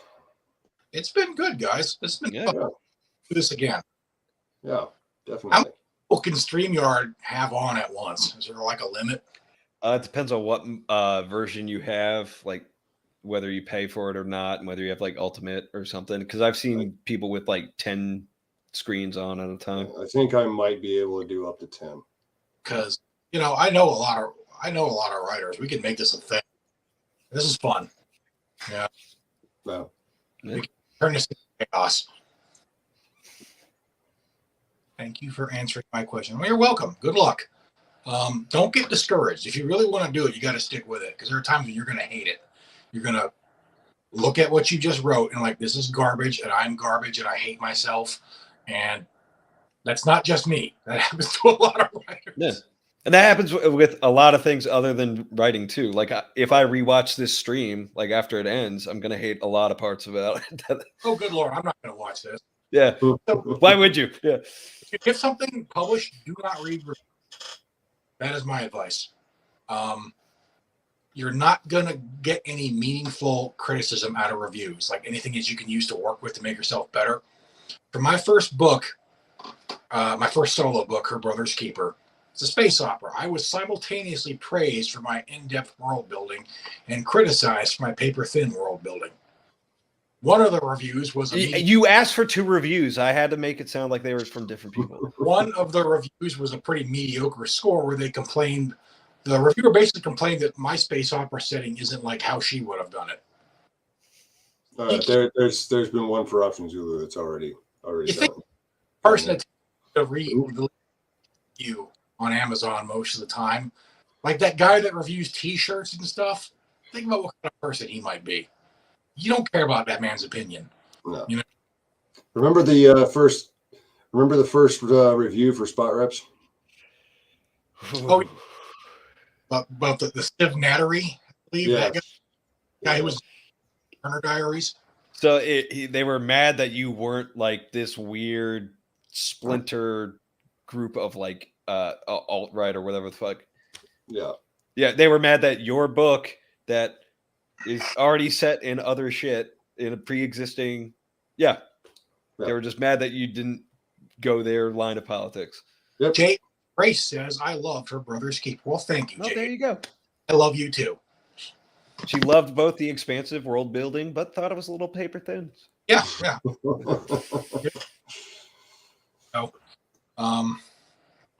But yeah, that review for Spot Reps cracked me up though, because there's some deep internet lore behind it. If you're not familiar with it, you're just lost. Yeah. Right. It's deep internet lore that you're probably better off not knowing about. Like civ nattery is civic nationalism, which is opposed to ethnic nationalism. So you have kind of like an internet fascist complaining that the anthology wasn't like white nationalist. That was honestly about. It's great. Patriotic American action stories were not sufficiently racist. Yeah, like I said, it wasn't the Turner Diaries because that's what they wanted. Yeah, and the best part is it gives me and Mike something to ask Peter whenever he's just like, "Hey, did you see this new review?" It's like, did it have enough civ nattery in it? Did it have too much civ nattery? I don't know. This manuscript is just not racist enough. Yeah. You call that an unflattering caricature? Get it together. All right, folks. I think I need to bounce here. So we will probably do another one of these next month. Yeah. Looking forward to it. Like I said, if we want to do a spoilers stream about anything in particular, just let us know and we'll get into it. Or you know what? I'm going to say any other topics you might be interested in. Shoot suggestions. I think we're going to get copyright striked if we have that entire Neon Genesis thing on YouTube. So. No. Good point. I don't know. Same thing with Scott Pilgrim. Yeah, copyright strike. I don't need to show that to anybody else. Just you, brother. You can watch movies on Twitch. Yeah. So that's getting into. I don't want to get into Twitch. We're just gonna have to pre-record it and break it up like Red Letter Media does. Yes. All right, guys. Hope you've enjoyed it. Stay fresh, cheese. Love you.